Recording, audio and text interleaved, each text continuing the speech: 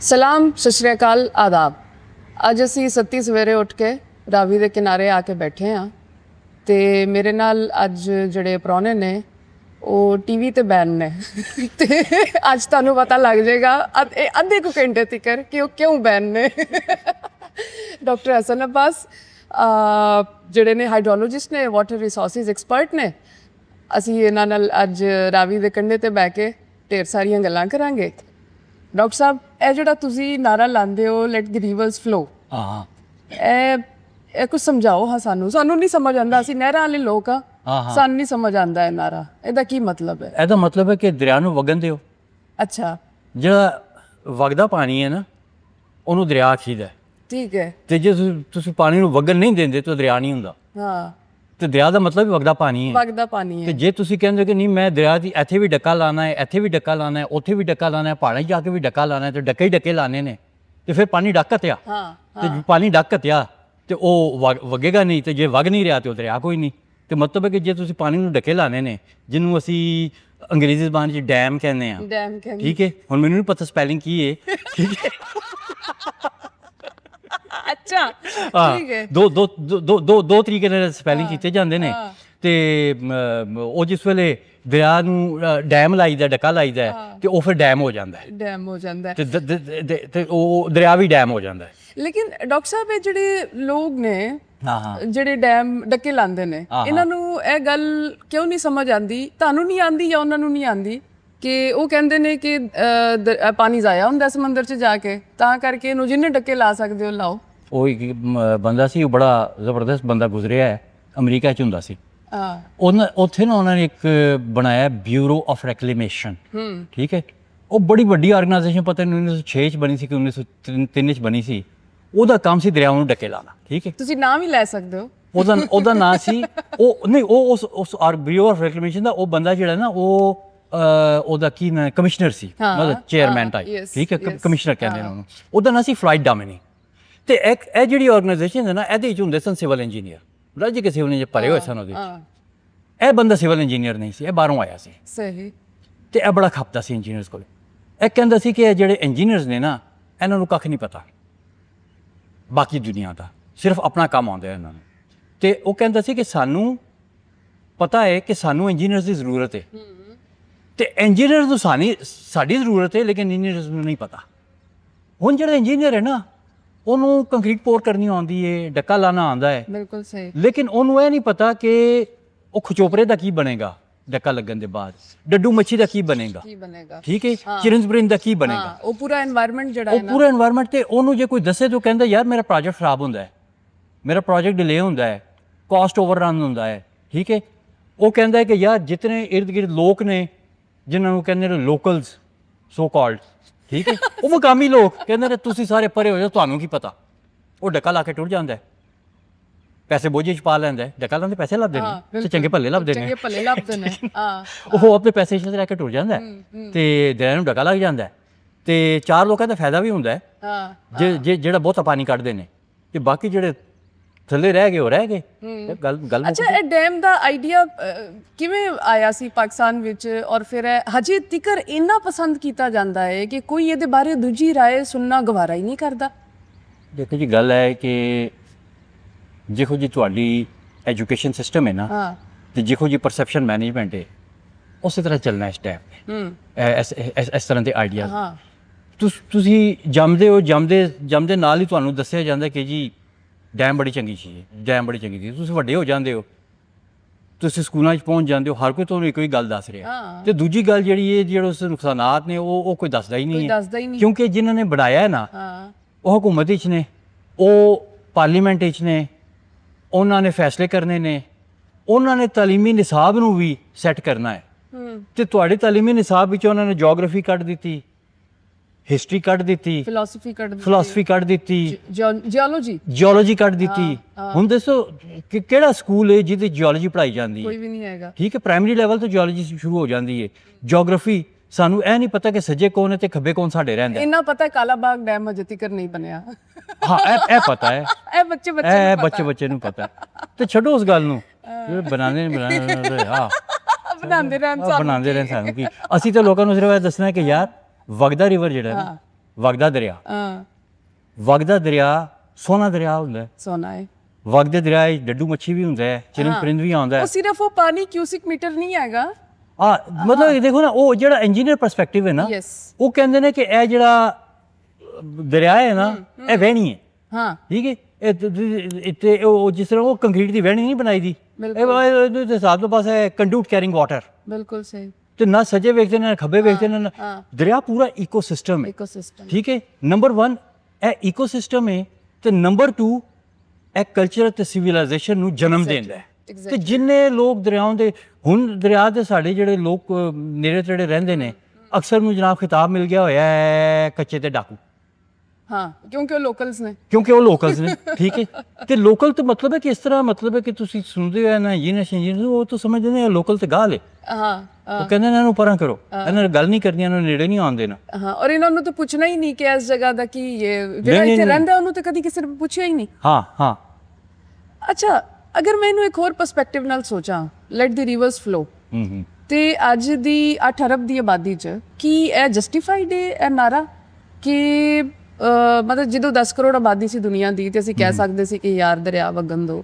ਹੁਣ ਅਗਰ ਨਹਿਰਾਂ ਨਹੀਂ ਬਣਨਗੀਆਂ, ਡੱਕੇ ਨਹੀਂ ਲੱਗਣਗੇ ਤੇ ਸਾਡਾ ਗੁਜ਼ਾਰਾ ਹੋ ਜਾਏਗਾ। ਦੇਖੋ ਮੈਂ ਤੁਹਾਨੂੰ ਸਿੰਪਲ ਜੀ ਗੱਲ ਦੱਸਾਂ, ਜਿਹੜਾ ਸਭ ਤੋਂ ਚੰਗਾ ਸੋਰਸ ਆਫ ਪ੍ਰੋਟੀਨ ਹੈ ਉਹ ਫਿਸ਼ ਮੀਟ। ਬਿਲਕੁਲ ਸਹੀ ਹੈ। ਤੁਸੀਂ ਇੱਕ ਗਾਂ ਰੇਜ਼ ਕਰਦੇ ਹੋ ਨਾ ਬੀਫ ਬਣਾਉਣ ਵਾਸਤੇ, 1 ਕਿਲੋ ਗੋਸ਼ਤ ਦੇ ਪਿੱਛੇ ਤਕਰੀਬਨ ਕੋਈ 2000 ਲੀਟਰ ਪਾਣੀ ਖਰਚ ਹੁੰਦਾ ਹੈ।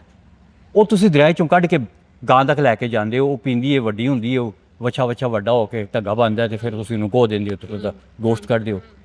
1 ਕਿਲੋ ਗੋਸ਼ਤ ਦੇ ਪਿੱਛੇ 2000 ਲੀਟਰ ਪਾਣੀ ਹੈ, ਤੇ ਢੱਗੇ ਦਾ ਕਿੰਨਾ ਗੋਸ਼ਤ ਨਿਕਲਦਾ ਹੈ? ਮਨਾਂ ਦੇ ਹਿਸਾਬ ਨਾਲ ਨਿਕਲਦਾ ਹੈ। ਤੇ ਉਹਨੂੰ ਹਰ ਕਿਲੋਗ੍ਰਾਮ ਤੁਸੀਂ ਜ਼ਰਬ ਦੇ ਦਿਓ 2000 ਕਿਊਬਿਕ ਮੀਟਰ ਨਾਲ, ਤੇ ਤੁਹਾਨੂੰ ਲੱਗ ਪਤਾ ਜਾਏਗਾ ਕਿੰਨਾ ਪਾਣੀ ਜਿਹੜਾ ਨਾ ਪਾਣੀ ਜ਼ਾਇਆ ਹੋ ਰਿਹਾ ਇੱਕ ਤਰ੍ਹਾਂ। ਇੱਕ ਢੱਗੇ ਵਾਸਤੇ ਤੁਸੀਂ ਦਰਿਆ ਚੋਂ ਕੱਢਿਆ। ਦਰਿਆ ਚੋਂ ਕੱਢਿਆ। ਠੀਕ ਹੈ। ਤੇ ਉਹਦੀ ਜਿਹੜੀ ਪ੍ਰੋਟੀਨ ਤੁਸੀਂ ਉਸ ਕੋਲੋਂ ਲੈ ਰਹੇ ਹੋ, ਉਸ ਤੋਂ ਜ਼ਿਆਦਾ ਅੱਛੀ ਕੁਆਲਿਟੀ ਦੀ ਪ੍ਰੋਟੀਨ ਤੁਹਾਨੂੰ ਵਗਦੇ ਦਰਿਆ ਵਿੱਚ ਮੁਫਤ ਮਿਲਦੀ ਹੈ। ਇੱਕ ਤੁਸੀਂ ਕਤਰਾ ਪਾਣੀ ਦਾ ਨਹੀਂ ਕੱਢਿਆ ਆਪਣੇ ਮਾਹੌਲ ਵਿੱਚੋਂ, ਤੇ ਤੁਹਾਨੂੰ ਪ੍ਰੋਟੀਨ ਵੀ ਲੱਭ ਗਈ ਹੈ। ਤੇ ਤੁਸੀਂ ਮਤਲਬ ਹੈ ਕਿ ਐਕਵਾਕਲਚਰ ਨੂੰ ਪ੍ਰਮੋਟ ਕਰੋ, ਰਿਵਰ ਐਂਡ ਫਿਸ਼ਰੀ ਨੂੰ ਪ੍ਰਮੋਟ ਕਰੋ, ਵਾਈਲਡ ਫਿਸ਼ਰੀ ਨੂੰ ਪ੍ਰਮੋਟ ਕਰੋ, ਤੇ ਫੂਡ ਦੀ ਰਿਕੁਆਇਰਮੈਂਟਸ ਤਾਂ ਇੱਥੋਂ ਪੂਰੀਆਂ ਹੋ ਰਹੀਆਂ ਨੇ। ਕਿਉਂਕਿ ਤੁਸੀਂ ਦੇਖੋ ਨਾ, ਇਸ ਤੋਂ ਪਹਿਲਾਂ ਇਹ ਤੁਹਾਡਾ ਇੰਡਸ ਡੈਲਟਾ ਹੈ, ਉਹ ਵਿਚਾਰਾ ਸੁੱਕ ਗਿਆ ਹੈ, ਰੁੜ ਗਿਆ ਹੈ, ਖੁਰ ਗਿਆ ਹੈ। ਮੈਨੂੰ ਬਲਕਿ ਮੰਚਰ ਝੀਲ ਯਾਦ ਆ ਰਹੀ ਹੈ।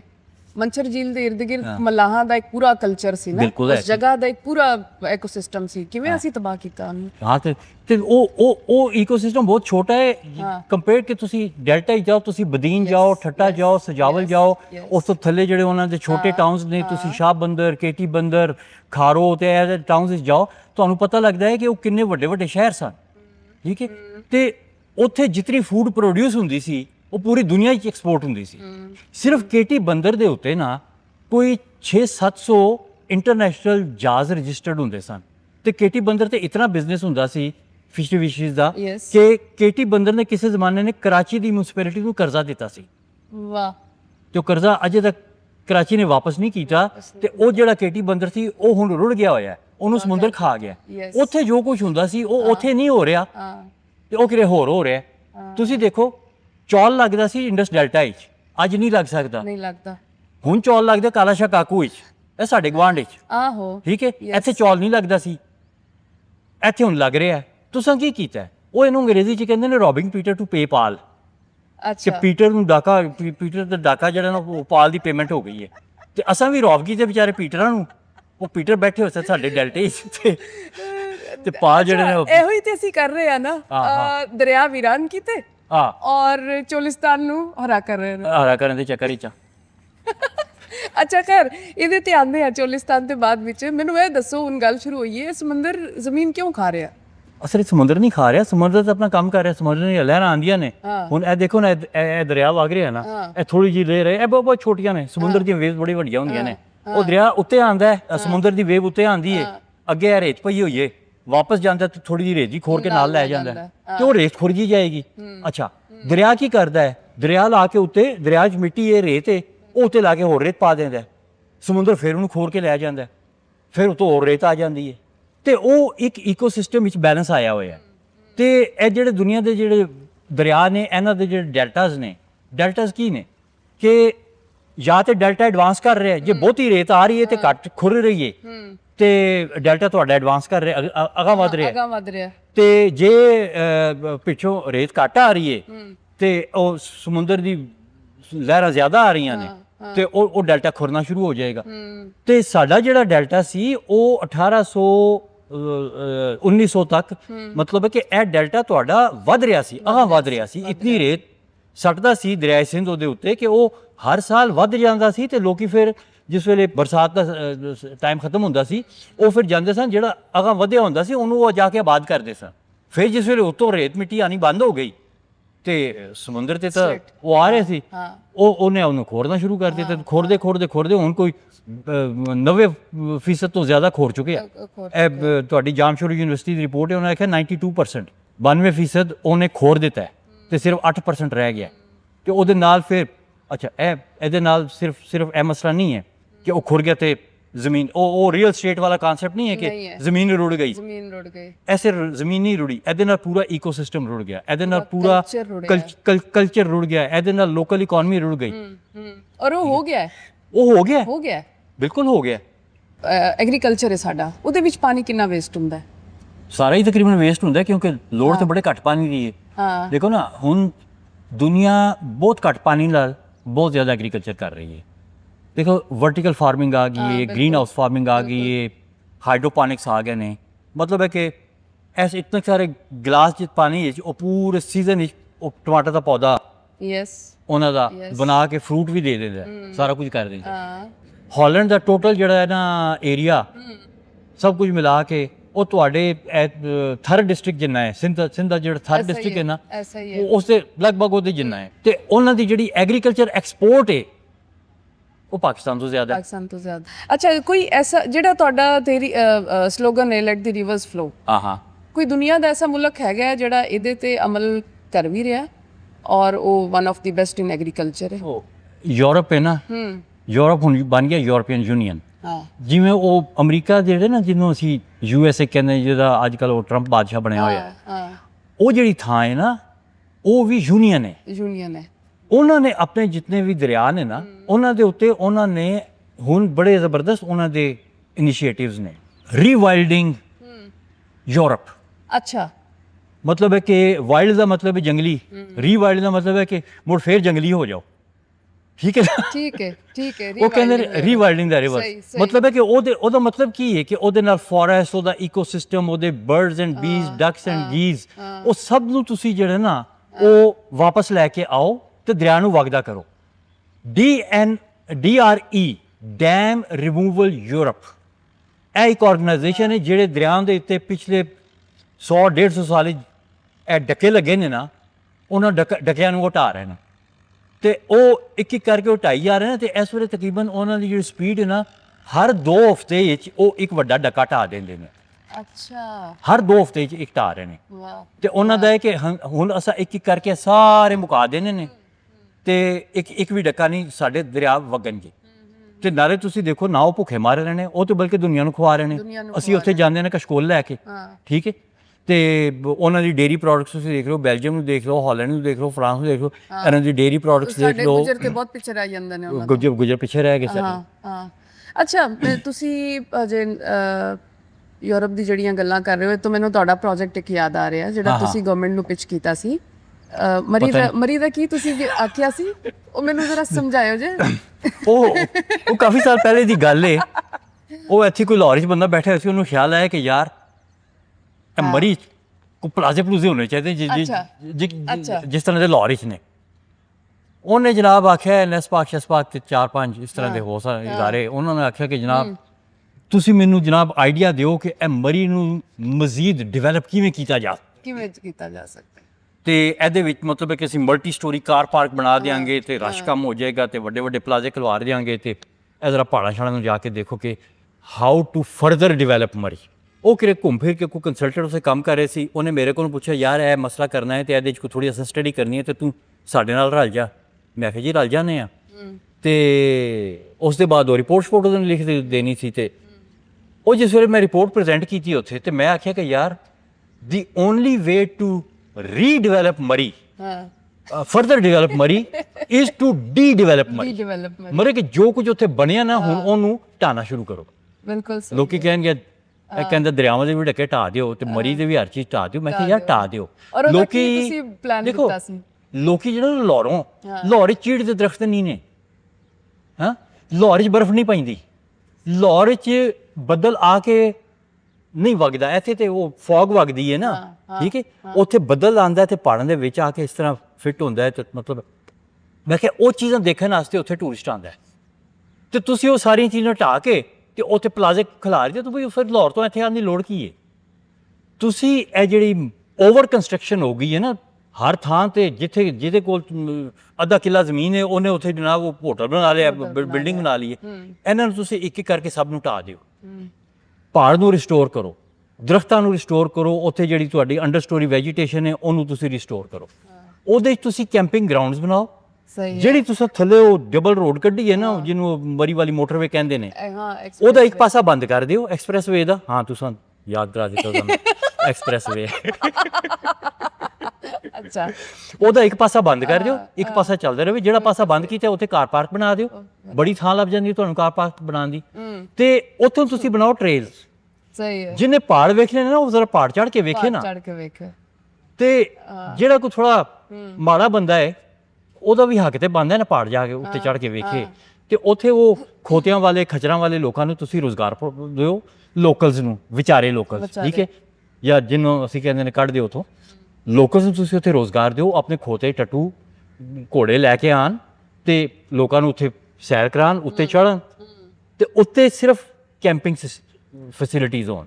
ਜਿਹੜਾ ਆਪਣਾ ਟੈਂਟ ਲਿਆ ਕੇ ਪਿਚ ਕਰਦਾ ਹੈ ਉਹ ਆਪਣਾ ਲਿਆ ਕੇ ਪਿਚ ਕਰੇ, ਉੱਥੇ ਉਹਦਾ ਟੈਂਟ ਦਾ ਬਿਜ਼ਨਸ ਹੋਵੇ। ਕੈਂਪਿੰਗ ਗਰਾਊਂਡ ਵਿੱਚ ਤੁਹਾਡੇ ਕੋਲ ਟੈਂਟ ਨਹੀਂ, ਤੁਸੀਂ ਉੱਥੇ ਟੈਂਟ ਹਾਇਰ ਕਰੋ, ਪਿਚ ਕਰੋ, ਕਲੋਜ਼ ਕਰੋ।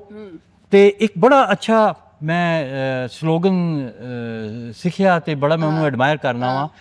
ਅਮਰੀਕਾ ਦੇ ਜਿਹੜੇ ਨੇ ਨੈਸ਼ਨਲ ਪਾਰਕਸ, ਉਹ ਕਹਿੰਦੇ ਨੇ take what you bring, leave what you find. ਮਤਲਬ ਹੈ ਕਿ ਜੋ ਕੁਝ ਵੀ ਤੁਸੀਂ ਲੈ ਕੇ ਆਏ ਹੋ ਨਾ, ਟੌਫੀਆਂ ਦੇ ਤੇ ਬੋਤਲਾਂ ਦੇ ਰੈਪਰ ਤੇ ਛਿੱਲੜ ਜਿਹੜੇ ਤੁਸੀਂ ਆਪਣੇ ਬੈਗ ਵਿੱਚ ਕੈਰੀ ਕਰਕੇ ਲਾਏ ਹੋ ਨਾ, ਉਹ ਆਪਣੇ ਨਾਲ ਹੀ ਵਾਪਸ ਲੈ ਜਾਓ ਤੇ ਕੋਈ ਚੀਜ਼ ਉੱਥੋਂ ਨਾ ਚੁੱਕੋ, ਠੀਕ ਹੈ। ਕੋਈ ਪੌਦਾ, ਕੋਈ ਬੂਟਾ, ਕੋਈ ਫੁੱਲ, ਕੋਈ ਪੱਥਰ ਉੱਥੋਂ ਨਾ ਚੁੱਕੋ, ਠੀਕ ਹੈ। ਜਿਹਦੇ ਜਿਹਦੇ ਡੰਡਾ ਪੀਰ ਹੈ ਨਾ ਉਹ ਨਹੀਂ ਚੁੱਕੇਗਾ, ਤੇ ਡੰਡਾ ਆ ਜਾਏਗਾ ਤਾਂ ਸਾਰੇ ਚੁੱਕ ਲੈਣਗੇ। ਤੇ ਕੁਝ ਲੋਕ ਐਸੇ ਵੀ ਨੇ ਜਿਨ੍ਹਾਂ ਦਾ ਡੰਡਾ ਪੀਰ ਨਹੀਂ ਹੈ। ਹਾਂ ਤੇ ਫਿਰ ਉਹਦਾ ਟੂ ਡੀ ਡਿਵੈਲਪ ਮਰੀ ਉਹਦਾ ਕੀ ਬਣਿਆ? ਉਹਨਾਂ ਮੈਨੂੰ ਕੱਢ ਦਿੱਤਾ। ਉਹਨਾਂ ਕਿਹਾ ਬੰਦਾ ਸਾਡੀ ਟੀਮ ਵਿੱਚ ਨਹੀਂ ਆਉਣਾ ਚਾਹੀਦਾ।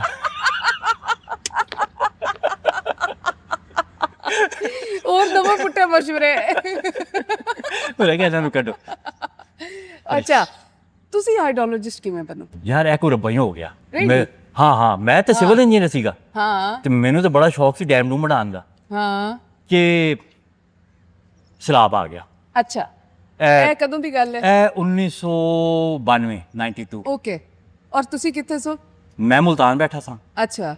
ਤੇ ਮੁਲਤਾਨ ਜਨਾਬ, ਅੱਛਾ ਉਹ ਫਲੱਡ ਦਾ ਜਿਹੜਾ ਸੀਜ਼ਨ ਹੁੰਦਾ ਸੀ ਨਾ, ਉਸ ਸੀਜ਼ਨ ਵਿੱਚ ਨਾ ਡਿਊਟੀਆਂ ਲੱਗਦੀਆਂ ਸਨ ਸਾਡੀਆਂ ਕਿ ਜਨਾਬ ਉਹ ਐਮਰਜੈਂਸੀ ਸੈਂਟਰ ਵਿੱਚ ਬੈਠੋਗੇ, ਠੀਕ ਹੈ, ਠੀਕ ਹੈ। ਐਮਰਜੈਂਸੀ ਸੈਂਟਰ ਵਿੱਚ ਬਹਿ ਕੇ ਸਾਨੂੰ ਕੀ ਕਰਨਾ ਹੁੰਦਾ ਸੀ? ਪਕੌੜੇ ਸਮੋਸੇ ਮੰਗਵਾ ਕੇ ਖਾਈਦੇ ਸਨ, ਠੀਕ ਹੈ।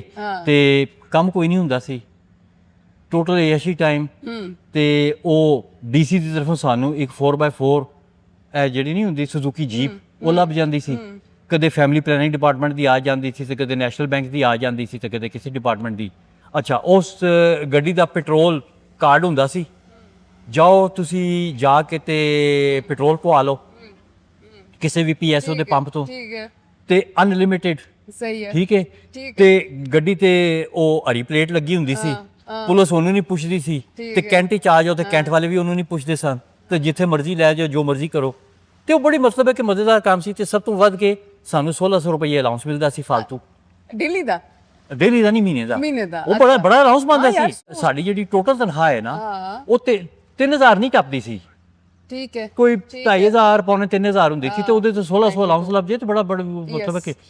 ਤੇ ਅਸੀਂ ਬੜੇ ਖੁਸ਼ ਹੁੰਦੇ ਸਾਂ। ਤੇ ਇੱਕ ਸੀਜ਼ਨ ਅਸੀਂ ਲਗਾਇਆ ਸੀ ਉੱਥੇ, ਤੇ ਮਤਲਬ ਅਸਾਂ ਆਖਿਆ ਜੀ ਫਲੱਡ ਸੀਜ਼ਨ ਆ ਗਿਆ, ਮੌਜਾਂ ਸ਼ੁਰੂ ਹੋ ਗਈਆਂ।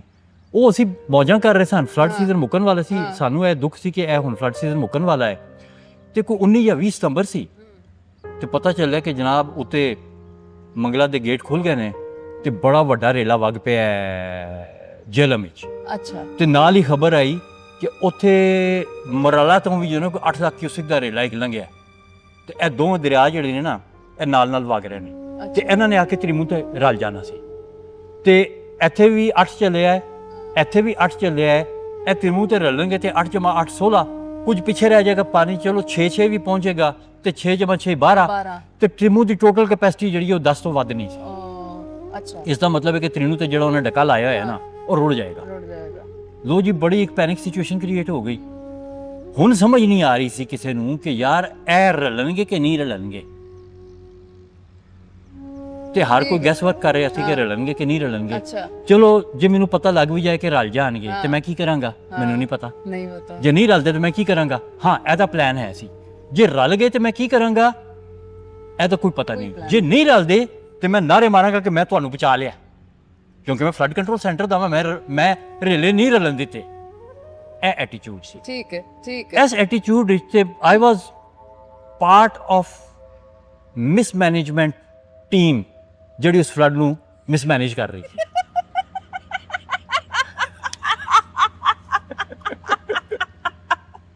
ਮੈਨੇਜਮੈਂਟ ਤੇ ਹੋਈ ਨਹੀਂ ਰਹੀ। ਠੀਕ ਹੈ। ਅੱਛਾ, ਇੱਕ ਹੋਰ ਮਜ਼ੇ ਦੀ ਗੱਲ ਹੋਈ ਕਿ ਉਹਨੇ ਜਿਹੜੇ ਬੰਦ ਉਡਾ ਦਿੰਦੇ ਨੇ, ਉਹ ਤੁਸੀਂ ਸੁਣਿਆ ਹੋਏਗਾ, ਉਹ ਕਹਿੰਦੇ ਨੇ ਜਨਾਬ ਉਹ ਫਲਾਣੇ ਸ਼ਹਿਰ ਨੂੰ ਬਚਾਉਣਾ ਸੀ, ਫਲਾਣੇ ਪਿੰਡ ਨੂੰ ਡੁਬੋ ਦਿੱਤਾ।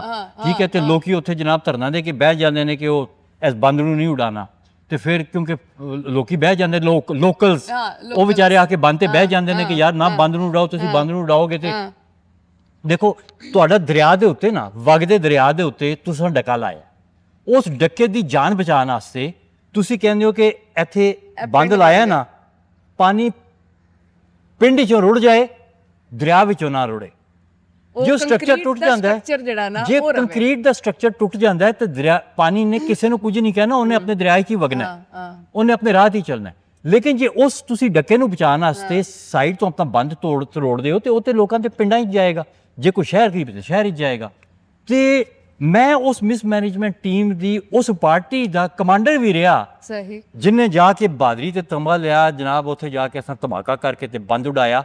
ਮੁਜ਼ੱਫਰਗੜ੍ਹ ਦਾ ਜਿਹੜਾ ਇੰਡਸਟਰੀਅਲ ਏ ਉਹਨੂੰ ਬਚਾਉਣ ਵਾਸਤੇ ਅਸਾਂ ਇਸ ਪਾਸੇ ਕੋਈ ਪਤਾ ਨਹੀਂ ਕਿੰਨੇ 100 ਪਿੰਡ ਅਸਾਂ ਡੋਬ ਦਿੱਤੇ ਤੇ ਮੈਂ ਉਸ ਟੀਮ ਦਾ ਹਿੱਸਾ ਸਾਂ ਤੇ ਕਰ ਤੇ ਦਿੱਤਾ। ਲੇਕਿਨ ਥੋੜੀ ਜਿਹੜੀ ਨਾ ਅਕਲ ਠਿਕਾਣੇ ਮੈਂ ਸੋਚੀ ਪੈ ਗਿਆ। ਮੈਂ ਕਿਹਾ ਯਾਰ ਅਸਾਂ ਕੀਤਾ ਕੀ ਹੈ? ਤੇ ਫਿਰ ਮੈਂ ਸੋਚਿਆ ਕਿ ਯਾਰ ਇਹਦੇ ਵਿੱਚ ਕਿਸੇ ਨੂੰ ਕੱਖ ਨਹੀਂ ਪਤਾ, ਸਹੀ ਹੈ, ਕਿ ਇਹ ਕੰਮ ਕਿਵੇਂ ਕਰੀਦੇ। ਤੇ ਉਸ ਚੀਜ਼ ਦੇ ਹਿਸਾਬ ਨਾਲ ਫਿਰ ਮੈਂ ਸੋਚਿਆ ਕਿ ਯਾਰ ਹੁਣ ਇਹਦੇ ਬਾਰੇ 'ਚ ਕੋਈ ਥੋੜ੍ਹਾ ਸਿੱਖਿਆ ਜਾਏ ਕਿ ਵਾਟਰ ਮੈਨੇਜਮੈਂਟ ਕਿਵੇਂ ਹੁੰਦੀ ਹੈ। ਤੇ ਫਿਰ ਮੈਂ ਉਹ ਮਹਿਕਮਾ ਜਿਹਦੇ ਮੈਂ ਸਾਂ ਉਹਦੇ ਤੋਂ ਮੈਂ ਕੀਤਾ, ਉਹਨੂੰ ਮੈਂ ਅਸਤੀਫਾ ਦਿੱਤਾ। ਅਸਤੀਫਾ ਦੇ ਕੇ ਤੇ ਫਿਰ ਮੈਂ ਦੁਨੀਆ 'ਚ ਨਿਕਲ ਗਿਆ। ਮੈਂ ਕਿਹਾ ਜ਼ਿਆਦਾਤਰ ਜਾ ਕੇ ਸਿੱਖੀਏ, ਤੇ ਆਸਟ੍ਰੇਲੀਆ 'ਚ ਸਿੱਖਿਆ, ਅਮਰੀਕਾ 'ਚ ਸਿੱਖਿਆ, ਤੇ ਬਾਕੀ ਵੀ ਜਿੱਥੇ ਮੌਕਾ ਮਿਲਿਆ ਸਿੱਖਦੇ ਰਹੇ। ਤੇ ਇਸ ਤਰ੍ਹਾਂ ਉਹ ਅੱਛਾ, ਇਹ ਨੌਕਰੀ ਛੱਡਣਾ ਜਿਹੜੀ ਮਹਿਕਮੇ ਦੀ ਤੁਸੀਂ ਗੱਲ ਕਰ ਰਹੇ ਹੋ, ਇਹ ਕੋਈ ਛੋਟਾ ਡਿਸੀਜਨ ਨਹੀਂ ਹੁੰਦਾ। ਆਹੋ, ਇਹ ਕਿਵੇਂ ਹੋਇਆ? ਹਾਂ, ਮਤਲਬ ਜੇ ਤੁਸੀਂ ਅੱਜ ਹੁੰਦੇ ਉਸ ਮਹਿਕਮੇ 'ਚ, ਤੁਸੀਂ ਵਨ ਆਫ ਦੀ ਟੌਪ ਜਿਹੜੇ ਨੇ ਲੋਕ, ਕੋਈ 3-4 ਉਹਨਾਂ 'ਚ ਹੁੰਦੇ ਆਬਵੀਅਸਲੀ, ਕੋਈ ਪਤਾ ਨਹੀਂ, ਯੈਸ ਹੁੰਦੇ। ਹਾਂ, ਇਹ ਡਿਸੀਜਨ ਕਿੰਨਾ ਆਸਾਨ ਸੀ, ਮੁਸ਼ਕਲ ਸੀ? ਈਵਨ ਤੁਹਾਡੀ ਫੈਮਿਲੀ ਵਿੱਚ ਸਾਰੇ ਯਾਰ ਫੌਜੀ ਨੇ, ਸਾਰੇ ਰਹੇ ਨੇ। ਦੇਖੋ ਜੀ, ਗੱਲ ਹੈ ਇਹ ਕਿ ਇਹ ਥੋੜੀ ਪਰਸਨਲ ਜੀ ਗੱਲ ਹੋ ਜਾਂਦੀ ਏ। ਕਰ ਲਓ, ਕੋਈ ਗੱਲ ਲੇਕਿਨ ਕੋਈ ਨਹੀਂ, ਪੰਜਾਬੀ ਬੋਲ ਰਹੇ ਆ ਸਾਰੀ, ਹਰ ਕਿਸੇ ਨੂੰ ਨਹੀਂ ਸਮਝ ਆਈ। ਅੱਛਾ, ਠੀਕ ਹੈ। ਗੱਲ ਹੈ ਕਿ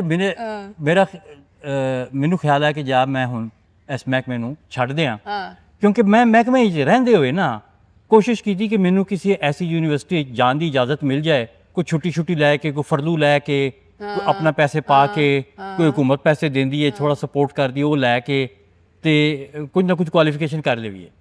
ਤੇ ਉਹਨਾਂ ਆਖਿਆ ਜਨਾਬ ਇਹ ਜਿਹੜੀ ਤੁਸੀਂ ਜਿਸ ਕੁਆਲੀਫਿਕੇਸ਼ਨ ਵਿੱਚ ਅਪਲਾਈ ਕਰ ਰਹੇ ਹੋ ਨਾ, ਕਿਉਂਕਿ ਮਹਿਕਮਾ ਕੁਆਲੀਫਿਕੇਸ਼ਨਾਂ ਕਰਾਉਂਦਾ ਹੁੰਦਾ ਸੀ, ਬਾਹਰ ਦੇ ਮੁਲਕ ਜਾਂਦੇ ਸਨ ਉਹਦੇ, ਉਹਨਾਂ ਨੇ ਆਖਿਆ ਜਨਾਬ ਤੁਸੀਂ ਸਿਵਲ ਇੰਜੀਨੀਅਰ ਹੋ ਤੇ ਸਿਵਲ ਇੰਜੀਨੀਅਰ ਦੀ ਜਿਹੜੀਆਂ ਕੁਆਲੀਫਿਕੇਸ਼ਨਾਂ ਅਸੀਂ ਸਪੋਰਟ ਕਰਨੇ ਆ, ਉਹਨਾਂ ਵਿੱਚ ਵਾਟਰ ਮੈਨੇਜਮੈਂਟ ਦਾ ਕੋਈ ਜ਼ਿਕਰ ਨਹੀਂ ਹੈ।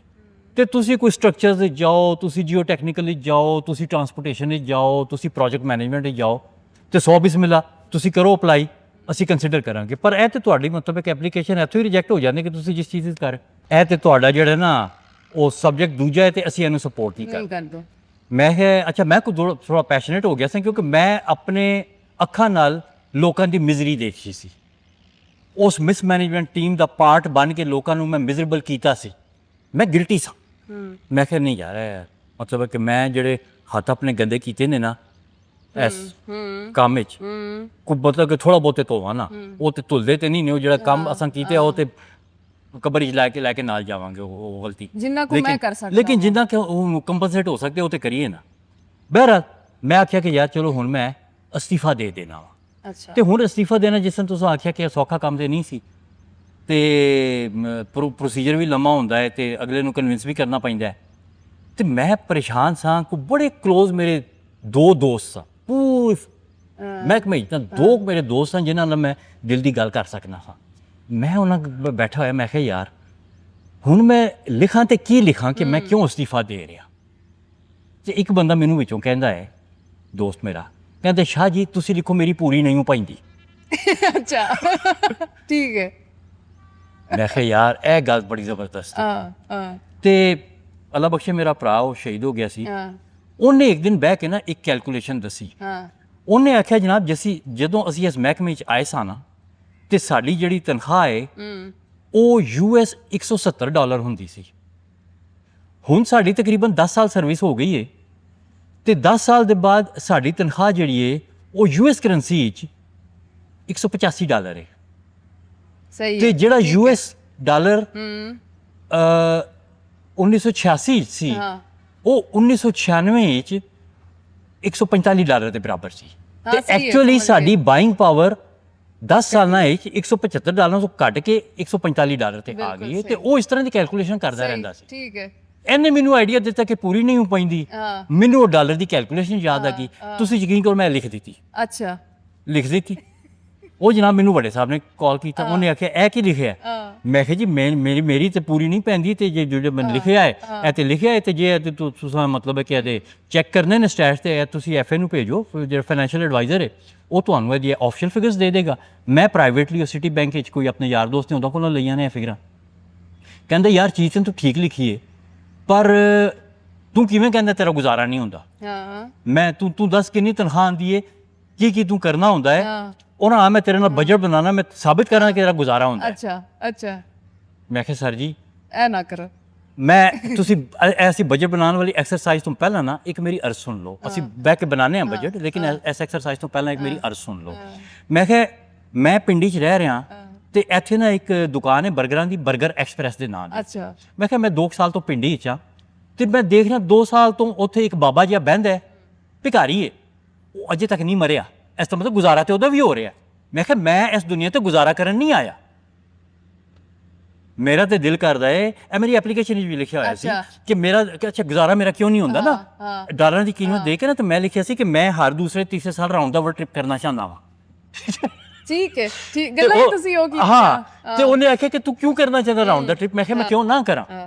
ਤੇ ਇਸ ਤਰ੍ਹਾਂ ਕਰਕੇ ਨਾ ਤੇ ਬਹਰਹਾਲ ਉਹਨਾਂ ਨੂੰ ਮੈਂ ਕਨਵਿੰਸ ਕੀਤਾ ਤੇ ਅਖੀਰੀ ਚੋਂ ਵੱਡੇ ਸਾਹਿਬ ਨੇ ਉਹਨਾਂ ਨੇ ਆਖਿਆ ਯਾਰ ਠੀਕ ਹੈ ਯਾਰ ਤੂੰ ਜਾਣਾ ਤੇ ਜਾ। ਤੇ ਇਸ ਤਰ੍ਹਾਂ ਨਾ ਤੂੰ ਰਵੇਂਗਾ ਵੀ ਤੇ ਤੂੰ ਕੀ ਸਾਡੇ ਕਰ ਹੀ ਲਏਗਾ। ਹਾਂ ਨਹੀਂ ਉਹਨੇ ਆਖਿਆ ਯਾਰ ਠੀਕ ਹੈ ਤੂੰ ਜਾ। ਗੱਲਬਾਤ ਚੱਲ ਰਹੀ ਹੈ ਕਿ ਲਾਹੌਰ ਜਿਹੜਾ ਵੀ ਉਹ ਚਾਰਜ ਨਹੀਂ ਹੋ ਗਿਆ। ਹਾਂ ਕਿਵੇਂ ਹੋਏਗਾ ਕੀ ਕਰ ਸਕਦੇ ਹਾਂ ਅਸੀਂ ਤੇ ਉੱਤੇ ਉਹਦੇ ਤੇ ਪ੍ਰੈਸ਼ਰ ਇੰਨਾ ਪਾਤਾ ਹੈ ਇਸ ਸ਼ਹਿਰ ਉੱਤੇ ਔਰ ਥੱਲੇ ਉਹਦਾ ਕੋਈ ਪਾਣੀ ਦਾ ਸਿਸਟਮ ਹੀ ਨਹੀਂ ਹੈਗਾ। ਦੇਖੋ ਅਸੀਂ ਜਿਹੜਾ ਨਾ ਹਰ ਉਹ ਕੰਮ ਜਿਹੜਾ ਨਹੀਂ ਕਰਨਾ ਚਾਹੀਦਾ ਉਹ ਅਸੀਂ ਕਰ ਰਹੇ ਹਾਂ ਤੇ ਜਿਹੜਾ ਕਰਨਾ ਚਾਹੀਦਾ ਉਹਦੇ ਕੋਲੋਂ ਨੱਸ ਰਹੇ ਹਾਂ। ਦੇਖੋ ਗੱਲ ਹੈ ਕਿ ਲਾਹੌਰ ਵਿੱਚ ਤਕਰੀਬਨ ਨਾ ਕੋਈ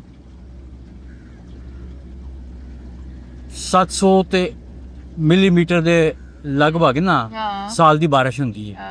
ਠੀਕ ਹੈ ਤੇ ਜਿਸ ਸ਼ਹਿਰ ਵਿੱਚ 700 ਮਿਲੀਮੀਟਰ ਬਾਰਿਸ਼ ਹੁੰਦੀ ਹੈ ਨਾ ਉਸ ਸ਼ਹਿਰ ਨੂੰ ਬਾਹਰੋਂ ਪਾਣੀ ਲਿਆਉਣ ਦੀ ਲੋੜ ਨਹੀਂ ਹੈਗੀ। ਲੇਕਿਨ ਅਸੀਂ ਕਹਿੰਦੇ ਹਾਂ ਕਿ ਨਹੀਂ ਲਾਹੌਰ ਦੇ ਪਾਣੀ ਘਟ ਗਿਆ ਹੈ ਤੇ ਮਸਲਾ ਇਹ ਹੈ ਕਿ ਜਿਹੜਾ ਪਾਣੀ ਆਉਂਦਾ ਹੈ ਨਾ ਲਾਹੌਰ ਵਿੱਚ ਜਿਹੜਾ ਬੱਦਲ ਵਸਦਾ ਹੈ ਉਹ ਸਿੱਧਾ ਜਾਂਦਾ ਗੰਦੇ ਨਾਲਿਆਂ 'ਚ ਗਲੀਜ਼ ਹੋ ਕੇ ਤੇ ਉਹ ਆ ਜਾਂਦਾ ਰਾਵੀ 'ਚ ਤੇ ਰੁੜ ਕੇ ਥੱਲੇ ਟੁਰ ਜਾਂਦਾ। ਤੇ ਜਿਹੜਾ ਪਾਣੀ ਜ਼ਮੀਨ 'ਚ ਜਜ਼ਬ ਹੋਣਾ ਸੀ ਉਹ ਉਹਦੇ ਉੱਤੇ ਅਸੀਂ ਕੰਕਰੀਟ ਫੇਰੀ ਜਾ ਰਹੇ ਹਾਂ।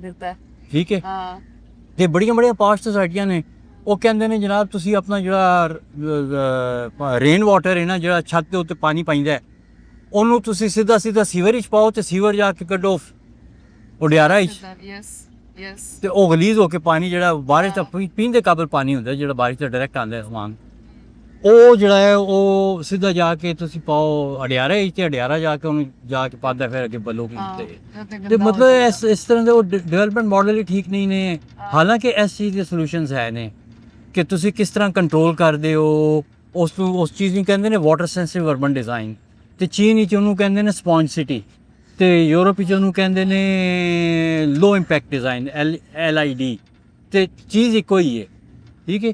ਉਹਦੇ ਵਿੱਚ ਤੁਸੀਂ ਕੀ ਕਰਦੇ ਹੋ ਕਿ ਤੁਸੀਂ ਪ੍ਰੋਪਰਟੀ ਸਕੇਲ ਤੋਂ ਲੈ ਕੇ ਮਿਊਨਿਸਪਲ ਸਕੇਲ ਤੱਕ, ਤੇ ਮਿਊਨਿਸਪਲ ਸਕੇਲ ਤੋਂ ਲੈ ਕੇ ਤੇ ਲੈਂਡਸਕੇਪ ਸਕੇਲ ਤੱਕ ਤੁਸੀਂ ਹਰ ਪੁਆਇੰਟ ਦੇ ਉੱਤੇ ਇੰਟਰਵੈਂਸ਼ਨਸ ਆਪਣੀਆਂ ਜਿਹੜੀਆਂ ਨੇ ਨਾ ਉਹ ਕਰਦੇ ਹੋ ਕਿ ਉਹ ਐਸੀਆਂ ਇੰਟਰਵੈਂਸ਼ਨਸ ਹੁੰਦੀਆਂ ਨੇ ਕਿ ਪਾਣੀ ਜਿਹੜਾ ਜਿੱਥੇ ਪੈਂਦਾ ਹੈ ਉੱਥੋਂ ਹੀ ਉਹ ਕਲੀਨ ਹੁੰਦਾ ਹੈ, ਤੁਹਾਡੇ এনवायरमेंट ਨੂੰ ਸਰਵ ਕਰਦਾ ਹੈ, ਤੁਹਾਡੀ ਲੈਂਡਸਕੇਪਿੰਗ ਨੂੰ ਸਰਵ ਕਰਦਾ ਹੈ, ਤੇ ਮੁੜ ਕੇ ਤੇ ਜ਼ਮੀਨ ਦੇ ਵਿੱਚ ਜਜ਼ਬ ਹੋ ਜਾਂਦਾ।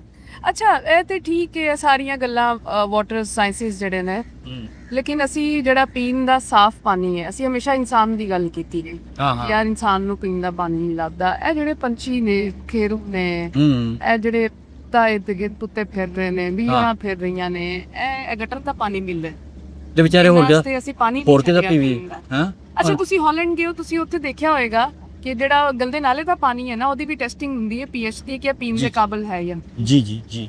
ਦੇਖੋ ਉਹ ਜਿਹੜੇ ਯੂਰਪ ਦੇ ਇਨੀਸ਼ੀਏਟਿਵ ਦੀ ਮੈਂ ਗੱਲ ਕਰ ਰਿਹਾ ਸਾਂ, ਇੱਕ ਇਨੀਸ਼ੀਏਟਿਵ ਉਹਨਾਂ ਦਾ ਡਰਿੰਕੇਬਲ ਰਿਵਰਸ ਹੈ। ਯੈਸ ਉਹ ਕਹਿੰਦੇ ਨੇ ਜੇ ਤੁਸੀਂ ਆਪਣੇ ਦਰਿਆ ਦਾ ਪਾਣੀ ਪੀ ਨਹੀਂ ਸਕਦੇ ਤੇ ਉਹ ਦਰਿਆ ਗੰਦਾ ਹੈ। ਯੈਸ, ਅਸੀਂ ਸਾਡਾ ਇੱਥੇ ਹਾਲ ਹੈ ਵੀ ਕਿ ਅੱਜ ਕੱਲ ਵਾਟਰ ਕੁਆਲਿਟੀ ਇੰਡੈਕਸ, ਵਾਟਰ ਕਹਿ ਰਹੀ ਹਾਂ, 에ਅਰ ਕੁਆਲਿਟੀ ਇੰਡੈਕਸ ਜਿਹੜਾ ਹੈ ਉਹ ਆ ਰਿਹਾ ਤਕਰੀਬਨ 140 ਦੇ ਨੇੜੇ। ਇਹ ਵੀ ਸਾਡੇ ਵਾਸਤੇ ਆਈਡੀਅਲ ਹੈ ਹੁਣ।